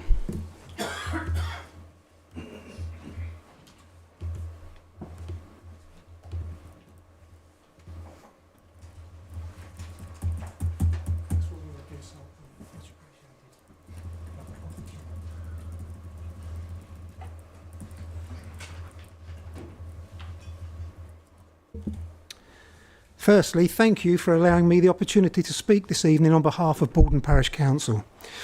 I will not elaborate on the lack of GPs, A&E, healthcare facilities, water supply and the numerous other shortfalls for Swale. These are covered by other objectors. What I wish to emphasise is the loss of our green, high quality, much needed agricultural farmland. Kent is not called the Garden of England for nothing. It has rich, fertile soil, long daylight hours, and with our southeast climate is ideal for arable farming, where the growing of fruit, vegetables and animal feed thrive. The quality of our fields is not replicated in the rest of the UK. The world is currently unstable. The war in Ukraine by Russia now using North Korean troops, the danger imposed by China and the threat of Islamic terrorism present a very real threat to our island nation. And note, I said island. Climate change is affecting the global production of wheat and potatoes from our main suppliers, both America and Europe. Look how the floods are devastating Spain's food production. DEFRA figures state that the UK produces only 62% of our own food, and the remainder is supplied through sea and air. Very easy targets for a warring enemy. But the threat to our food channel supply aside, we need to steer towards self-sufficient resilience for economic reasons.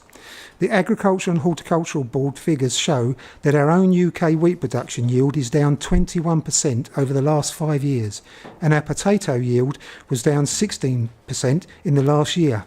That obviously means that we must grow more. 1 hectare of Swale quality land can produce over 9 tonnes of wheat annually, so this vast area of development could yield some 5,200 tonnes of wheat per year.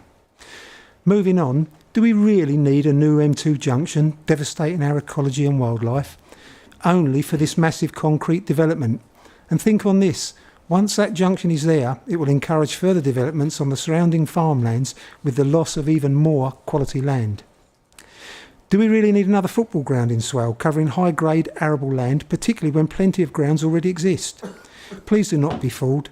This is simply a placating ploy reminiscent of 17th century marauders offering trinkets to island natives. What percentage of our population will benefit from another football ground opposed to the percentage of the population who would benefit from the growing of quality food on that area? Finally, we have a responsibility not only to the people of Kent, but also a responsibility to this country for food production. That responsibility is the mantle that you hold today. But not only for today, it is for the future, for our children and our children's children. And for these reasons, we at Borden Parish Council implore you to reject this British farm destroying application. Thank you. Thank you very much. Next up, we have Maurice Dunk, representing Pioneer Group, speaking as a supporter.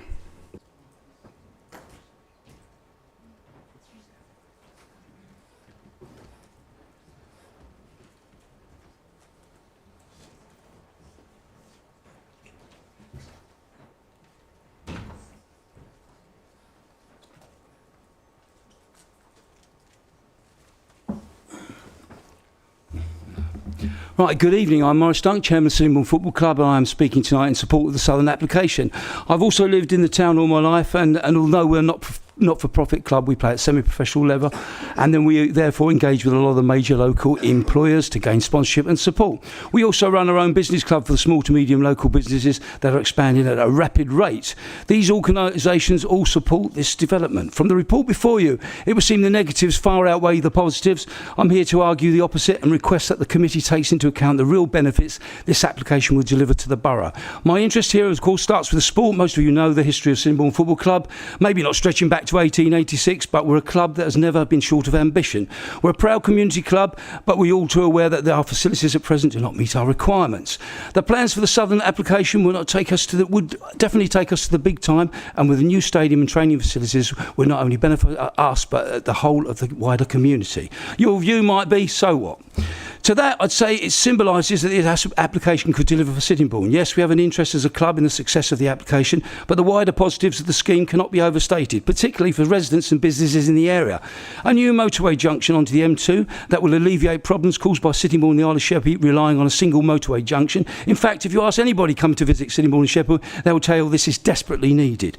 The privately funded delivery of the Southern Relief Road to connect to the M2 and A2, removing traffic and improving our air quality across the town, again benefits This cannot be overstated. Around 400 houses were so behind annually in support of meeting Swales housing needs for the next 20 years. This would meet a large amount of housing need, protecting towns and villages across the borough from growth that doesn't deliver infrastructure. 50% of the total area attained as open space, including a new country parks, with a pledge on measures to improve biodiversity by a fifth. I'm told this all will be publicly accessible open space for the people of Sittingbourne to use. An additional 80 acres of commercial land, expanding the Kent Science Park and building on its success in life sciences and freeing it from its current accessibility constraints.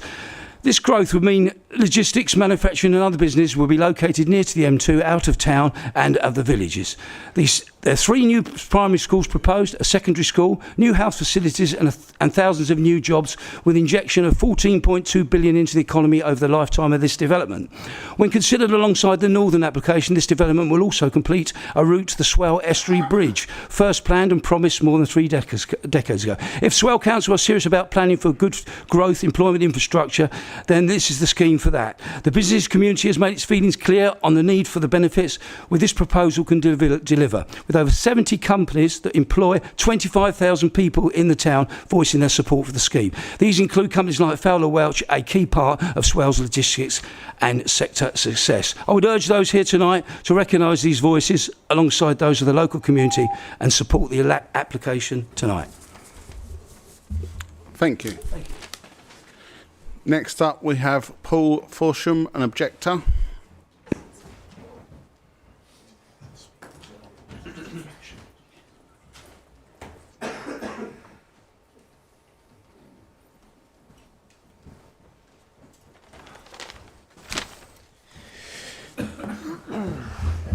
Okay, good evening, councillors and officers. My name is Paul Forshaw, and I'm a resident in the scenic rural village of Rodmersham. I've written 3 submissions on this application, and my position is that I strongly object to the applications, viewed either in isolation or combined as the north and south applications. I would point out that the applications do not comply with local plan policies. The environmental and ecological impacts of such an enormous development would have catastrophic and irreversible consequences. Existing residents, human flora and fauna, would suffer vastly increased light, sound and air pollution, with a reduction in local green and open rural spaces, vital for physical and mental well-being. The countryside gap would be lost. The proposed development would lead to a loss of high-quality agricultural land, placing yet more pressure on our national food security and a greater reliance on overseas imports. The water supply and wastewater infrastructure is already at breaking point and cannot cope with the addition of such a vast housing development. The area is critical to supplying water because of its important chalk aquifer, including the highly protected dry chalk valleys. From a transport and highways perspective, the applications, if approved, would trigger a dangerous and seismic increase in traffic and congestion, both private and commercial vehicular movements, on our already overburdened rural roads. The increase in vehicular movements would also lead to a significant reduction in air quality.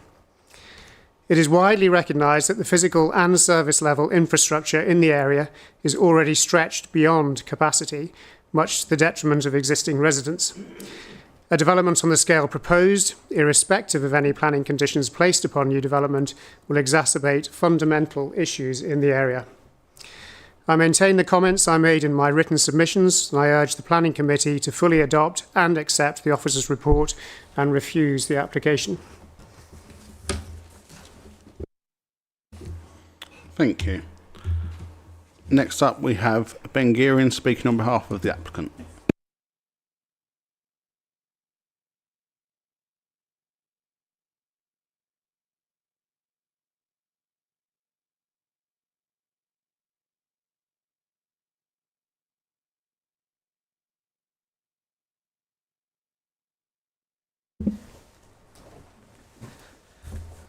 Councillors, I'm here tonight to make the case for a once-in-a-generation, game-changing investment in the borough. 1,086 homes per year at present, or 1,114 homes per year to plan for with a 5% buffer with the new MPPF.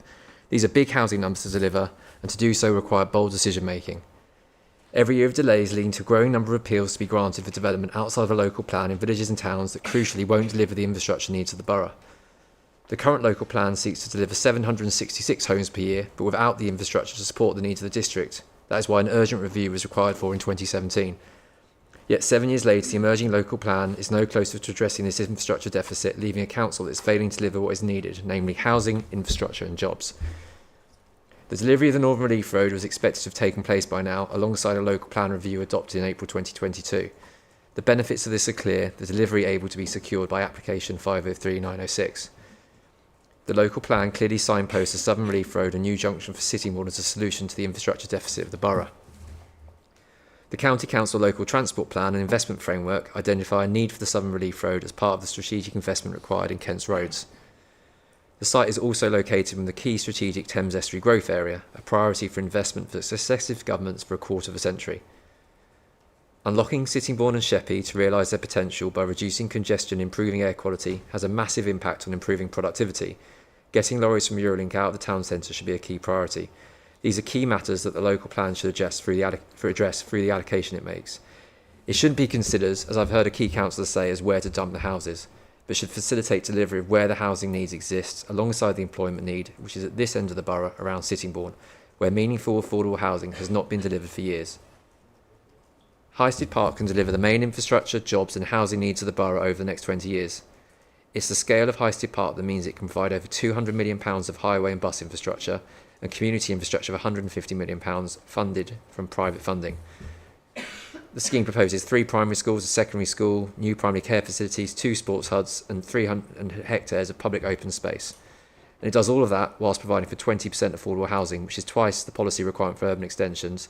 That's over 1,400 affordable homes that will go substantially towards the housing needs of the borough and its housing list for years to come, not to mention 5,000 permanent jobs and 2,000 jobs in construction. As you've heard, it's a project that will deliver over $14 billion to the local economy over its lifetime. No one's denying that approving this type of development is challenging, that justifiable compromises in regard to landscape in particular need to be made.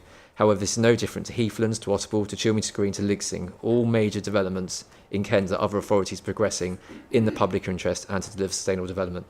And therefore I urge you to make the bold decision to support this application and allow Highstead Park to come forward to the homes, jobs and infrastructure the borough needs in the location it's needed. Thank you. Thank you. We now move on to all councillors. First up, Councillor Monique Ponney, please. Thank you. Good evening. I'm still the ward councillor, fortunately. Before you tonight is a comprehensive report. This southern application will be an unmitigated disaster, except of course for the wealthy landowners and a developer here. It will have a ruinous impact on my ward and the adjacent area. I'd ask you to stick to the report and those items that are mentioned in it. But there are a clear set of objections from statutory consultees, more than 10 parish councils, Maidstone Borough Council, our neighbouring authority, the Kent Downs and Highways. I urge members to vote in favour of the officer's recommendation for refusal, if we were to determine it, but now, well, there's clearly been interference. It is clear in section 7 of your report that the environmental impact assessments have also not been dealt with. There seems to be a pattern across both of these applications. Councillors, if you're minded to go against this and you want to accept this, remember that development in the countryside has a planned policy of 40% affordable housing. You had the developer there telling you that they were going to offer, I think it was 20, but actually in the report I think we refer to 10. So which is it? Because it's certainly not clear. To permit an application of 7,150 homes to get only 715 is an absolute travesty. Who is this housing for? Is this for local need? Because tell me, where is the local need? The local need is for affordable rented accommodation, not luxury 5-bedroom executive housing. country parks to replace our high-grade agricultural land. Quite frankly, it is laughable. Before you in Section 8, you have 11 robust reasons for refusal. They're clearly set out. They're clearly evidenced. Please, councillors, stick to your papers and vote for refusal of this application tonight. Thank you. Next up, I have Councillor Sarah Stephen. Thank you, Chair. Woodstock Ward is directly adjacent to the proposed development that would have had devastating impact to the quality of life of my residents, who currently enjoy the serenity and beauty of the countryside that will be lost forever and would see turned into a massive urban and industrial landscape, which is totally unsustainable for the area. The visual impact would be immense, especially for the Kent Downs National Landscape, where the proposed Junction 5A is set within, and would cause unjustified harm to the scenic beauty and tranquillity of the countryside, with a detrimental effect to the adjacent properties, hamlets and villages, from air, light and noise pollution. There are already 3 motorway junctions in Swale linked to the 2-lane M2, so I find it hard to see justification for a 4th leading to an already inadequate motorway, which is highly unlikely to be upgraded any time soon. The proposed partial loss of the ancient Highstead Wood through removal of trees, hedgerows and woodland would change the historic landscape and amenity of the area forever and would directly affect ecology and biodiversity. This will be compounded by the proposed fragmentation and loss of adjacent land and woodlands, directly affecting natural habitats. The wood is precious heritage and community asset, not only for local residents, but also enjoyed by visitors from near and far, walking and cycling in our ancient woodlands away from urban sprawl. It is very worrying to see that the little attention has been paid to testing for buried heritage and potential damage to archaeological remains intrinsic to our local history. For example, it was brought to my attention this week by a local historian that ancient human remains were dug up in Highstead in the 1950s. And years later, now going for further analysis because of their national heritage importance. The sheer size and scale of the proposed development will see a massive urbanisation of our villages. The villages of Tunstall, Bregger, Robersham, Baldham, Milstead and the hamlets of Highstead Valley and Rawling Street and others merged into one, and at the cost of the rural economy, with the loss of the best and most versatile agricultural land vital for food production in the future. There would be no benefit from proposed development for the local population and communities whose rural way of life will be lost forever. And the same for Sittingbourne and its residents, with its already struggling infrastructure that would be massively impacted by such a large increase to the population, putting unsustainable demands on hospitals, GP services, schools, road infrastructure, urban and rural, as well as water supplies and waste treatment and disposal. Finally, it goes without saying, the cost to the environment should not be underestimated and will be irreversible if this development goes ahead. Once it's gone, it's gone. So I please urge the committee to refuse this application. Thank you. Thank you. Next up, I have Councillor Julian Speed, please.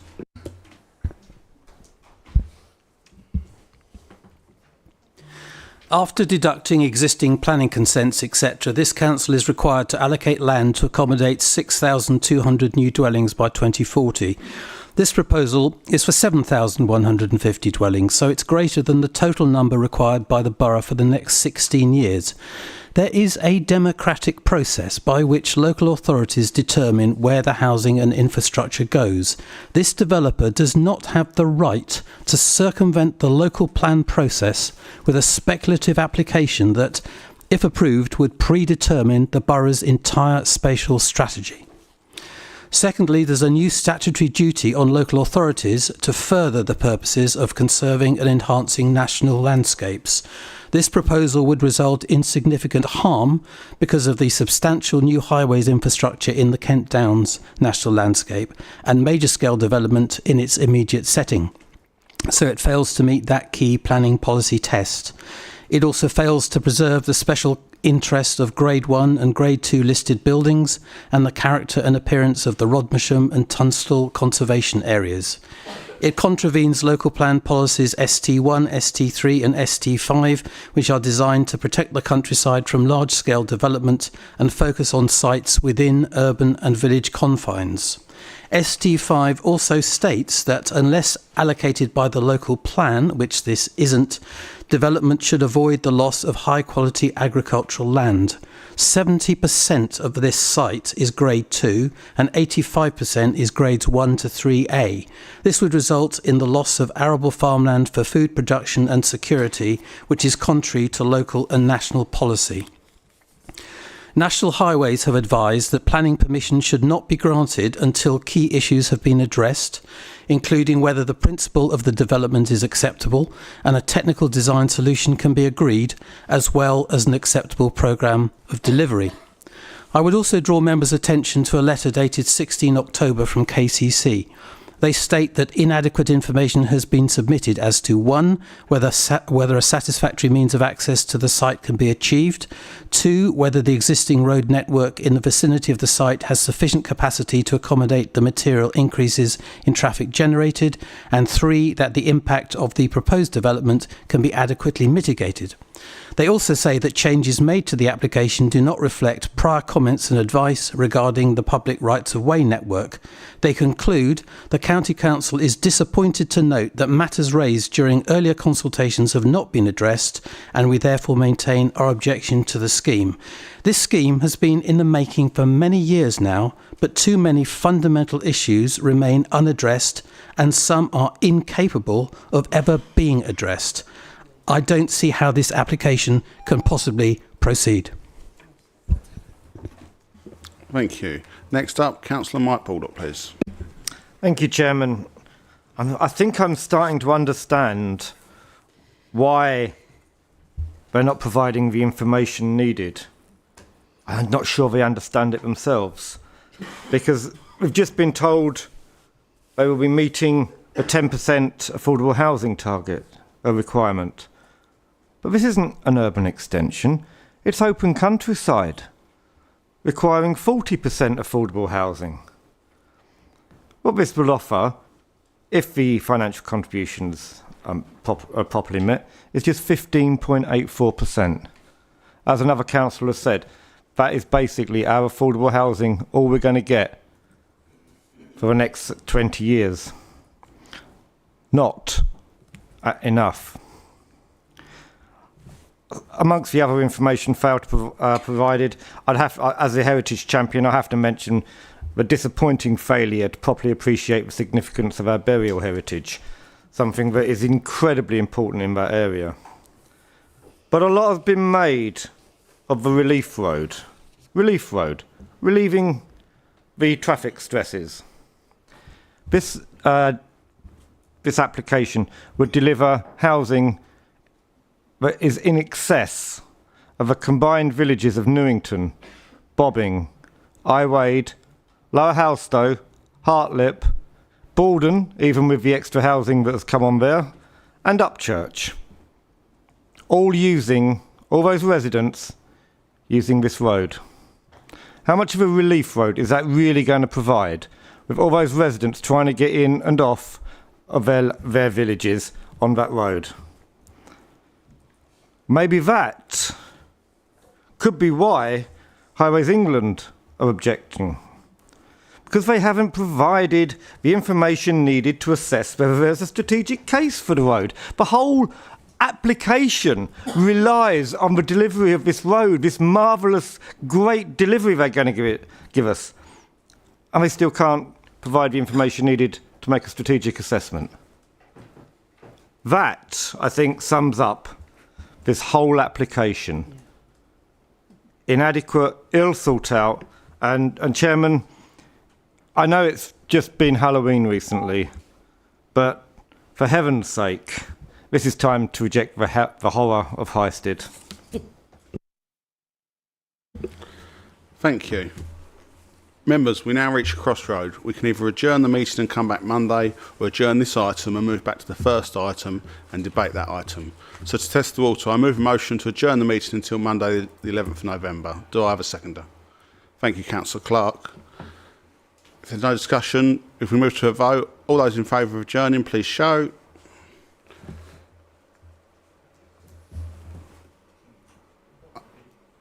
Five, six. That motion is lost. As such, we will move back to the first item, 3.1, but first we'll have a 5-minute comfort break. Please be back by 8:15.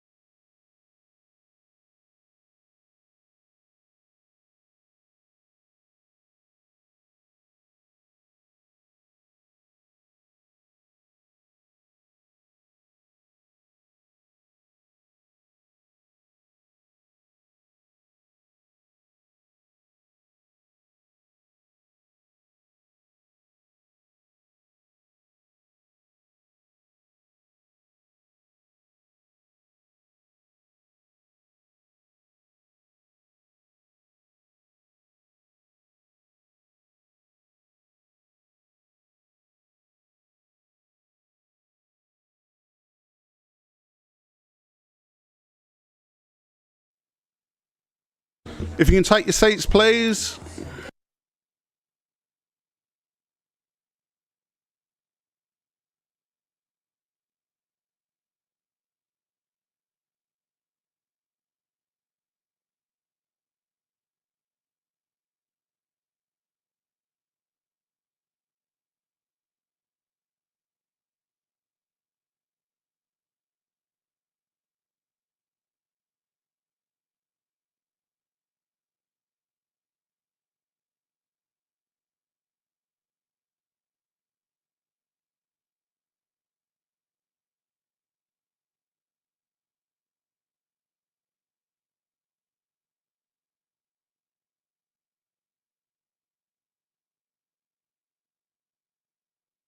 Okay, everyone, take your seats, please.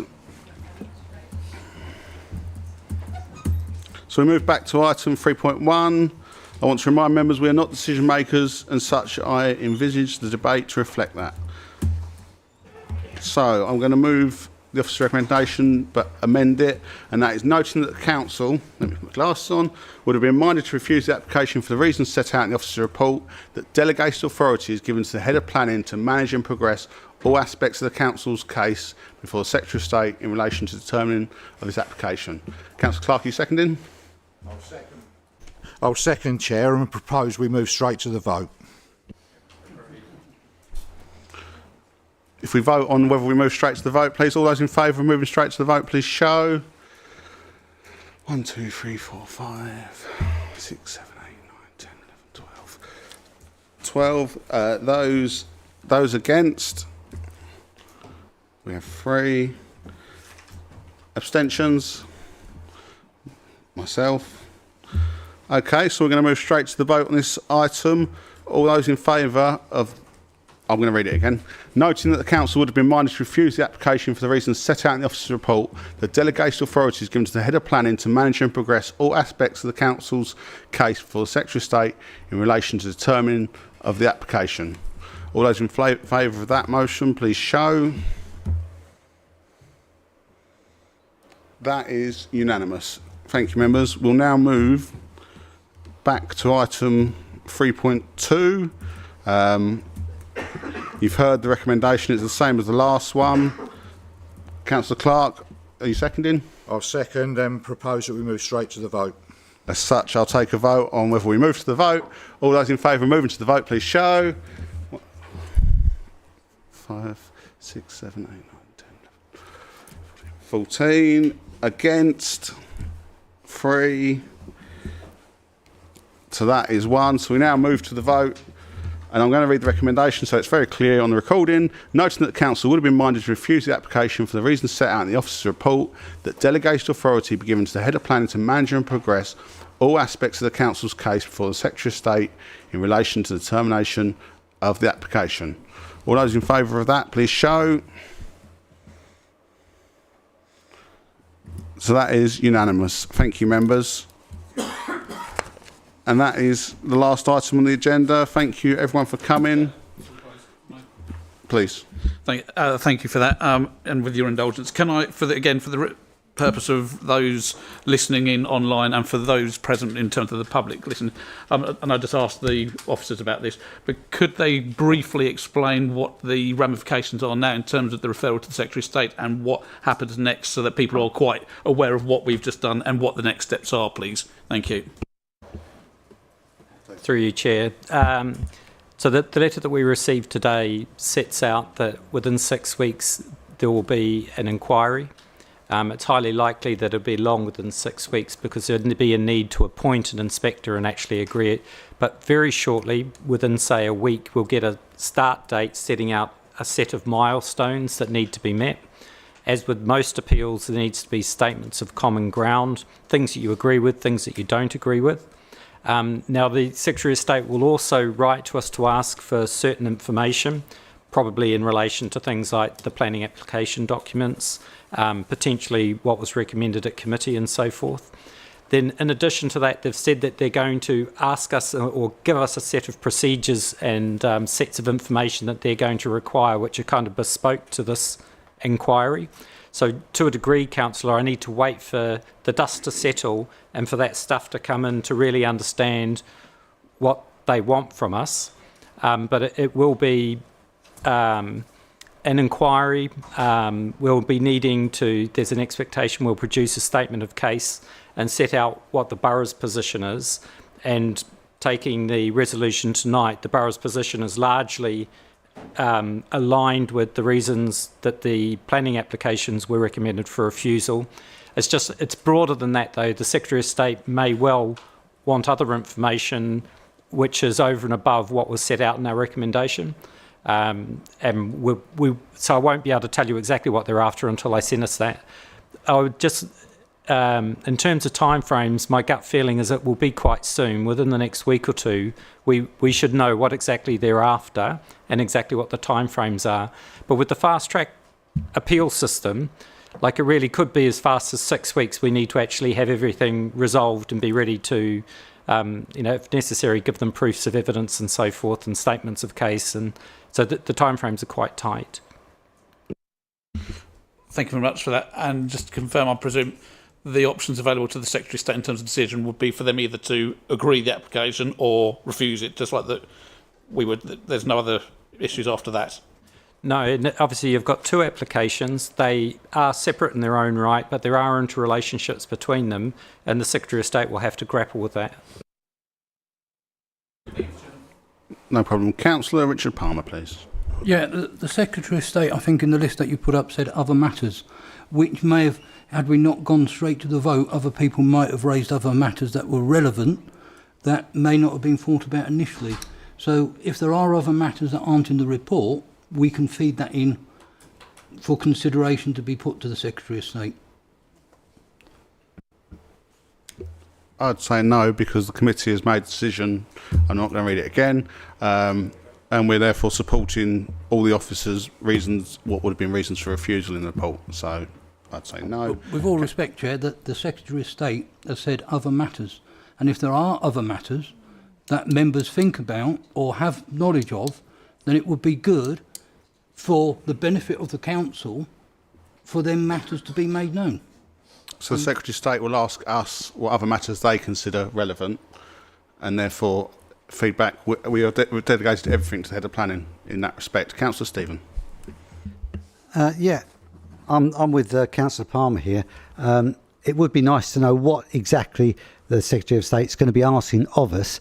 I mean, I appreciate that our officers have got the skills to actually deal with this, but as we said, we went straight to the vote, and there was a couple of things that I wanted to make clear with regard to ecology and things like this.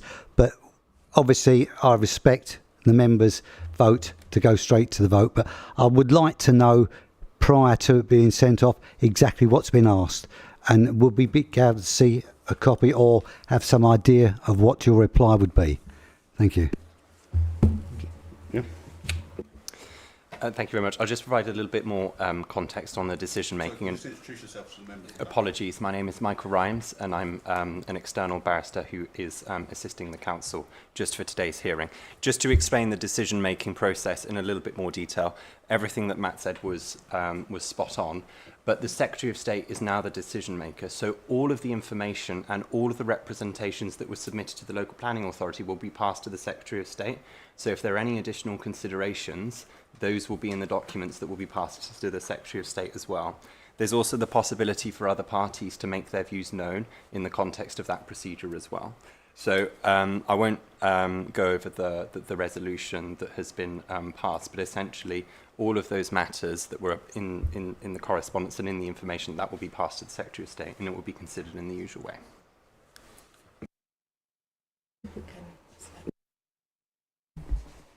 And I think your question is more about being kept up to date as to what is going on. Now, obviously, what will happen is the documentation will be published on the Council's planning portal in the same way that as an appeal documentation would. So you can also follow it on there. Is that before it goes to the Secretary of State or after? No, the information that comes from the Secretary of State would be uploaded, and they'll ask us what to submit, and then we will submit what is, because they've already asked us to basically submit everything that's already been submitted to us. All right. Councillor Kavanagh, please. Can I just say, which I suspect is what we're all thinking, how disappointing it is that local people aren't allowed to make decisions about our local environment. Borough councillors, parish councillors, residents, we have all worked so hard, over 300 pages of Matt's excellent report. And, you know, the amount of time that we have put into it, you have all put into it, for someone who doesn't live locally, doesn't know about the area, to make that decision is so frustrating. Thank you. Thank you. Councillor No. Yes, thank you, Councillor Kavanagh, for that. I just had a quick question. Will this committee, as it stands tonight, play a further role in this?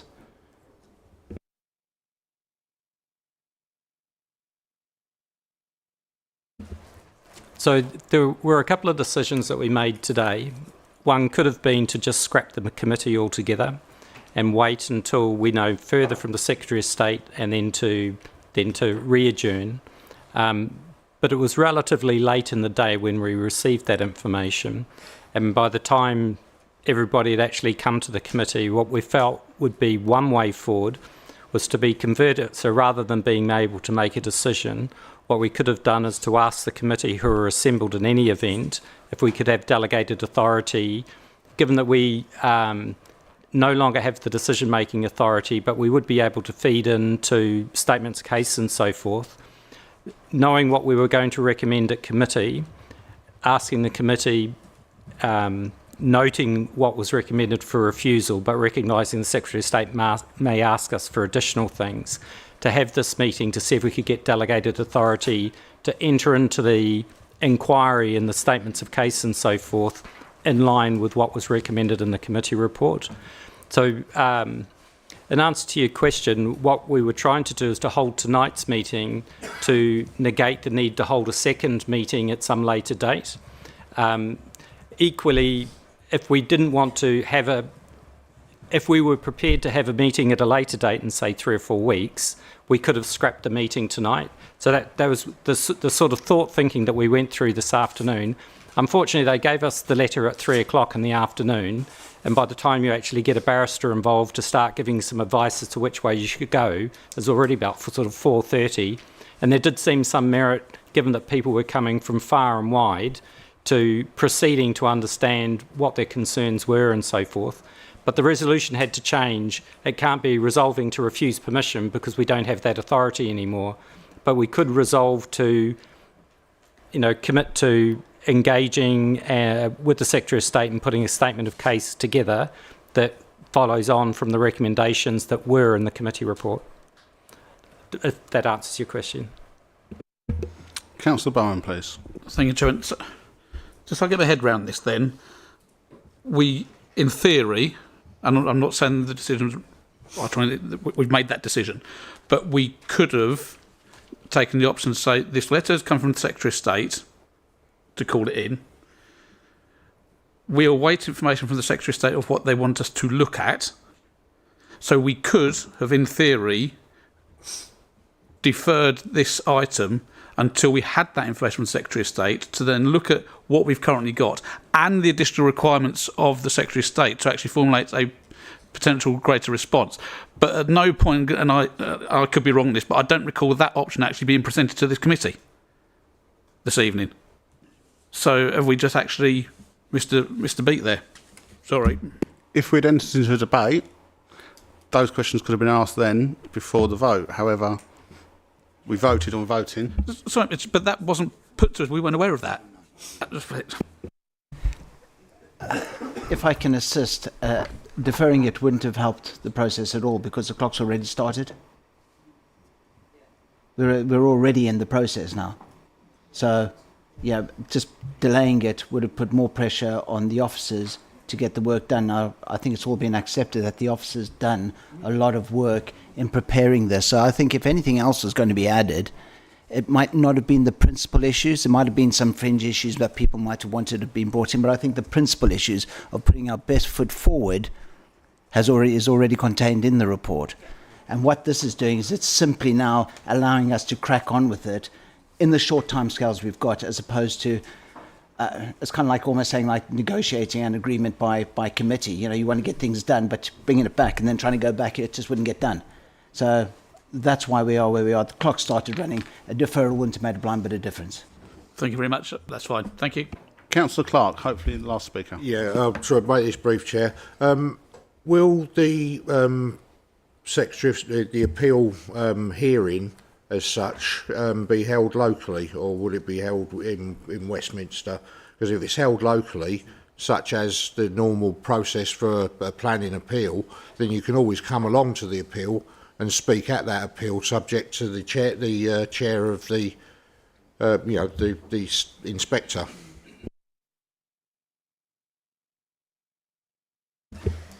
So the letter that we received today doesn't answer that question, but says that they will advise us of that shortly. So I'm assuming it's local. However, it doesn't specify that.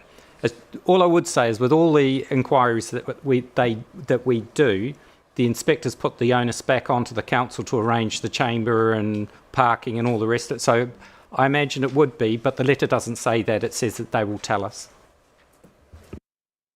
I now draw to the end this impromptu question and answer session.